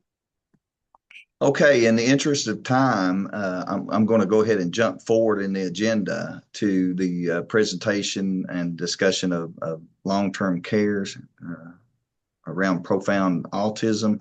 Anne, are you prepared to do that? You said you only needed I only need a few minutes, and minutes, I actually wrote a short page, but I'll try to paraphrase. Just don't hold me to every word. And thank you so much, Wayne.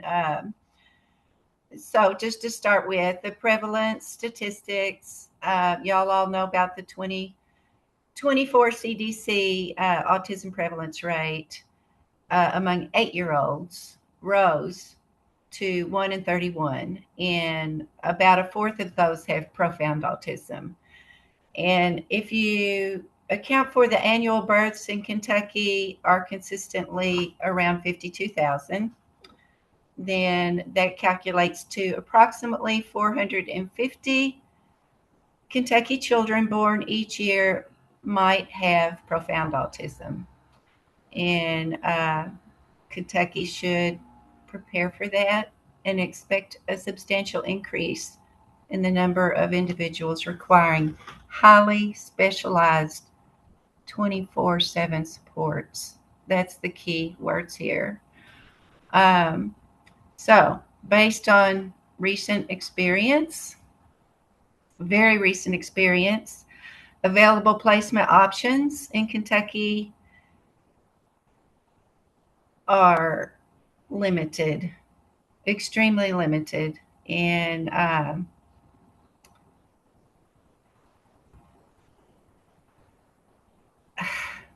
you guys, it's just bad out there. There's nowhere for our kids to go. Nowhere. And even in an emergency situation, there's nowhere. I'm not even going to go through the list of places where I found out that people are. It's And I would just like to add right here that there are many people with disabilities in nursing homes that don't belong there. And I don't know why that's allowed to continue. But anyway, that's another subject. Other states actually offer multiple Medicaid funded long term care centers specific to individuals with profound autism. They're community driven, communities involved, and they're not institutional. Some states that have them: Ohio, New Hampshire, Texas, Arizona. There's really a long list. And most of them are farm type settings, which is outdoors settings are perfect for this disability most often. They're staffed and designed specifically for individuals with profound autism. And a lot of them even do trainings. So if Kentucky decided to do this, you could take your people there. The providers could, and they'll train them. And it's an ongoing thing if you choose. Very effective. I really encourage DMS to check that out, and your providers, because there's a lot of people coming this way, and they're going to need people to take care of them. It's just a proactive instead of a reactive. Don't wait till it's bad and families suffer for it, because it's a disability that often results in caregiver burnout, and it's just we are so lucky. When my daughter was young, there were no services, zero services, no respite, no ABA, no nothing, and it kills the family, and kills the other children in the family. We're lucky now that we have what we have, but it's not enough for the profound autism community. We are still left out. We're not even included in any of the, what are they called, the projects by the autism groups in the state. Anyway, that's what I have, and I would love to answer any questions y'all have about this disability or any comments you might have.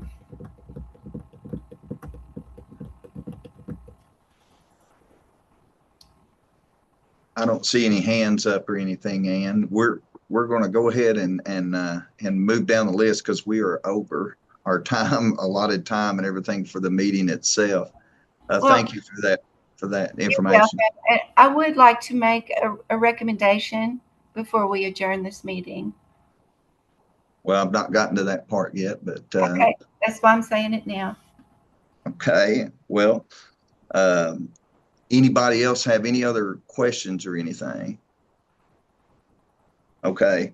The call for recommendations is now. Ann, if you want to make a recommendation, go ahead and make it now. Okay, I will. Thank you. I move that the IDD TAC recommend to the Medicaid Advisory Committee that the Department of Medicaid Services evaluate the current and projected need for specialized long-term care for individuals with profound autism and complex behavioral and medical needs, and develop Medicaid-funded autism-specific residential service options modeled after successful programs operating in other states.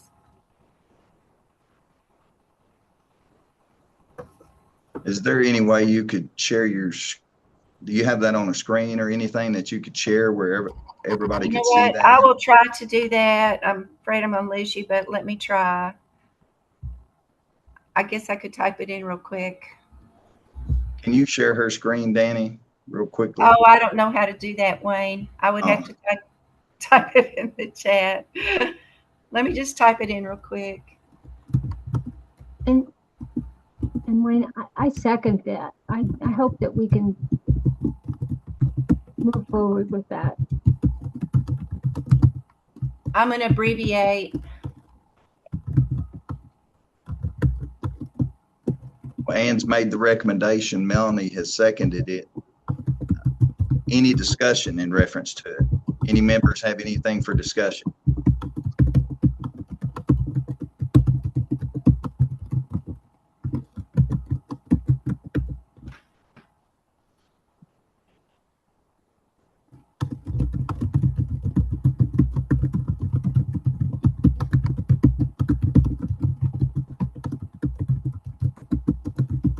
Does anybody need it read one more time? That was the thing I was concerned about, was whether or not everybody got everything she said as she read through the recommendation.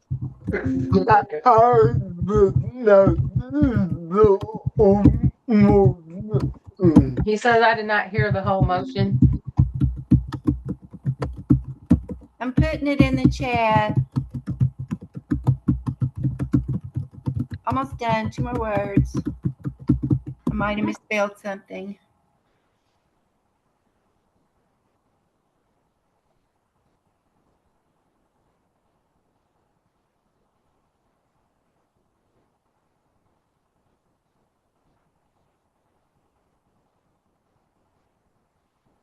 Did you enter it, Ann? I don't see it yet. I did. It should be in the chat. It's in my chat, and I entered it. I see it. I see it now. Okay.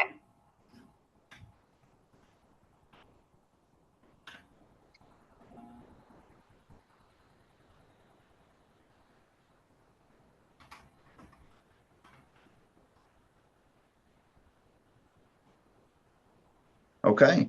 Ann's made a motion, and Melanie has seconded it. There's been no member has expressed a desire to discuss anything other than Corey said he needed to read it again. So, Danny, if you will, conduct a roll call vote on the motion that's before us, please. Alrighty. Mr. Harvey, what is your vote? I vote yes. Mr. Schneider?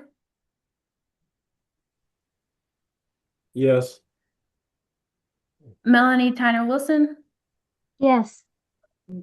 Johnny Calebs? Yes. Corey Nett? Frankie Yes. Huffman?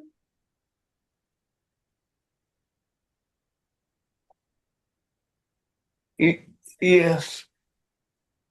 And Sherry Ellis Reeves?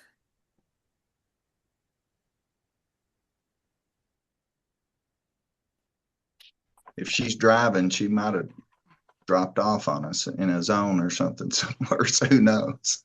Alrighty. And lastly, Doug Hoyt. Yes. Thank you all.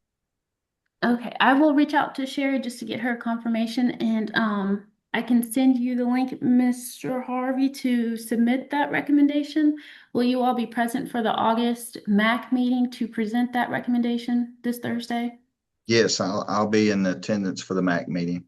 Sounds great. I say yes. I'm sorry. No, I have you're to wait fine. till Please be careful. till I get yes. Okay. Thank you all. Absolutely. All right. Okay, that's got the motion pass, and I'll present that at the MAC meeting on Thursday. Anybody have any other questions or anything? The next meeting date is listed on the agenda itself. Johnny, you would raise your hand at this exact moment. You need to be really I quick. know. Well, I also have a recommendation. Oh, okay. All right. I know. Let's hear it then. It can be short and sweet. It's just about Olmsted, and I would move that the committee. Well, I don't have it written down into words yet, but that the IDD TAC recommend that DMS continue to, honor the integration mandate from Olmsted and continue to provide home and community-based services Yes. for all who want it, so that people can live in the community. of their choice. That's wonderful. I will second this. Yeah. I'll third it. You're muted, Wayne. Well, I muted myself, didn't I? Yeah. So Johnny's made the motion. Corey has seconded it. Discussion. Ann's got her hand up. Go ahead, Ann. Yes, thank you. Can we amend that to say that people should have a choice in the matter so that they're not forced to live in a community setting, so that they can live in an ICF, as Sherry said, for instance? Well, and go, Corey. No, I think the board of the football system is giving everyone a choice. Yeah, the whole point of the waiver program is to give everybody the choice.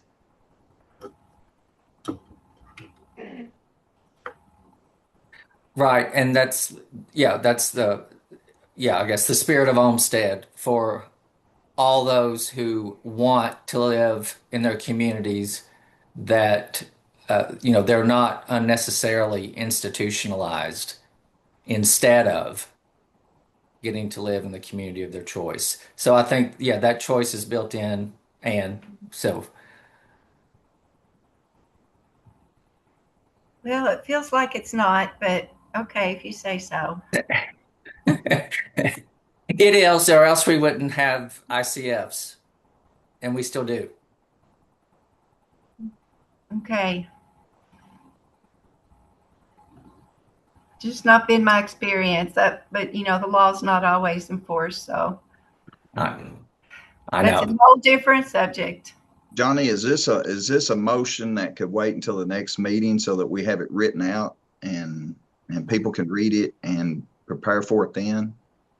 Or I is it can something you're type. dead set on needing it passed for this meeting? So, because I'm concerned that you've stated it and everything, but we can't read it, we don't see it, we don't know exactly what we're voting on here.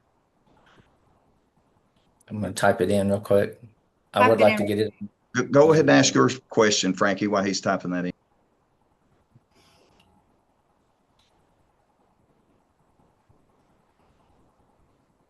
Sorry. I just wanted to make a recommendation and say something real quick. I agree with what Corey and Johnny said, but one of my recommendations was gonna be, I know I asked a question earlier about Kentucky's backup plan.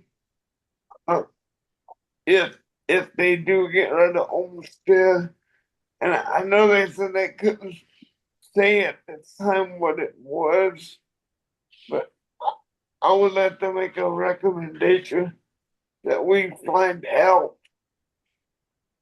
what that recommendation is sooner rather than later. If that makes sense. Are you just asking us to do that, or are you wanting to make if you're wanting to make a formal recommendation, we need to deal with Johnny's recommendation first before we entertain any kind of request for a formal recommendation, if you understand what I'm saying, Frankie. Yeah. Okay. There it is. I really shortened it up. Can everybody see that in the chat?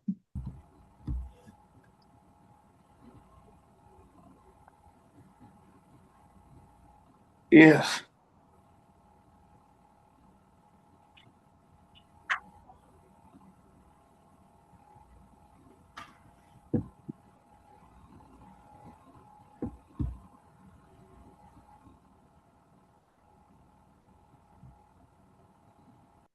And I mean, since we're advisory committee for Medicaid, that's why I put DMS, but I know Robin stated, the cabinet at large is committed to it also, but for our purposes, I just included DMS. So that's my motion. Okay, Johnny has made a motion. Who seconded it? I got you, Corey. Corey seconded it. Any other discussion?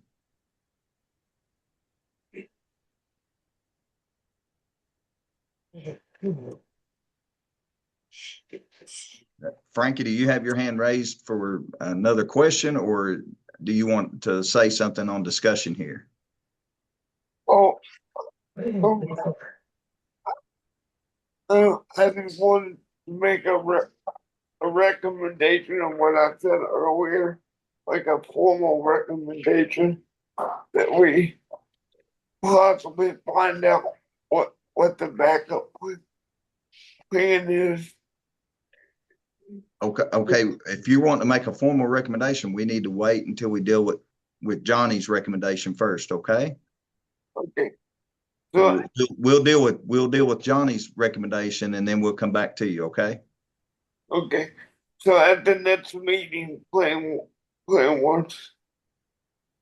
Okay. You want to just handle your recommendation at the next meeting? I was confused. Is that what you're saying? I was confused what you meant. I'm sorry. I'm saying we're way over on our meeting time, and we're trying to handle Johnny's recommendation first, because we can't handle two recommendations at the same time. Okay. We're going to handle Johnny's recommendation, and then we'll come back to yours. Okay. Okay. Now I get what you're saying. I apologize. Okay. Any other discussion before we put this to vote?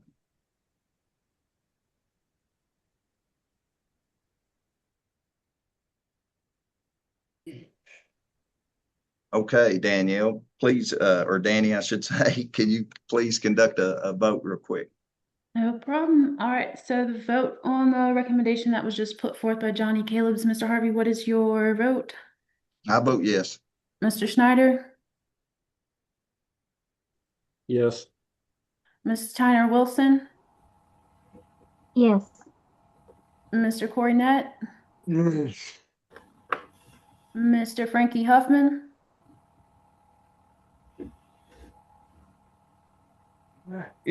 Yes. Miss Ann Pierce? Yes. Miss Sherry Ellis Reeves, if you're able to. Please be careful driving.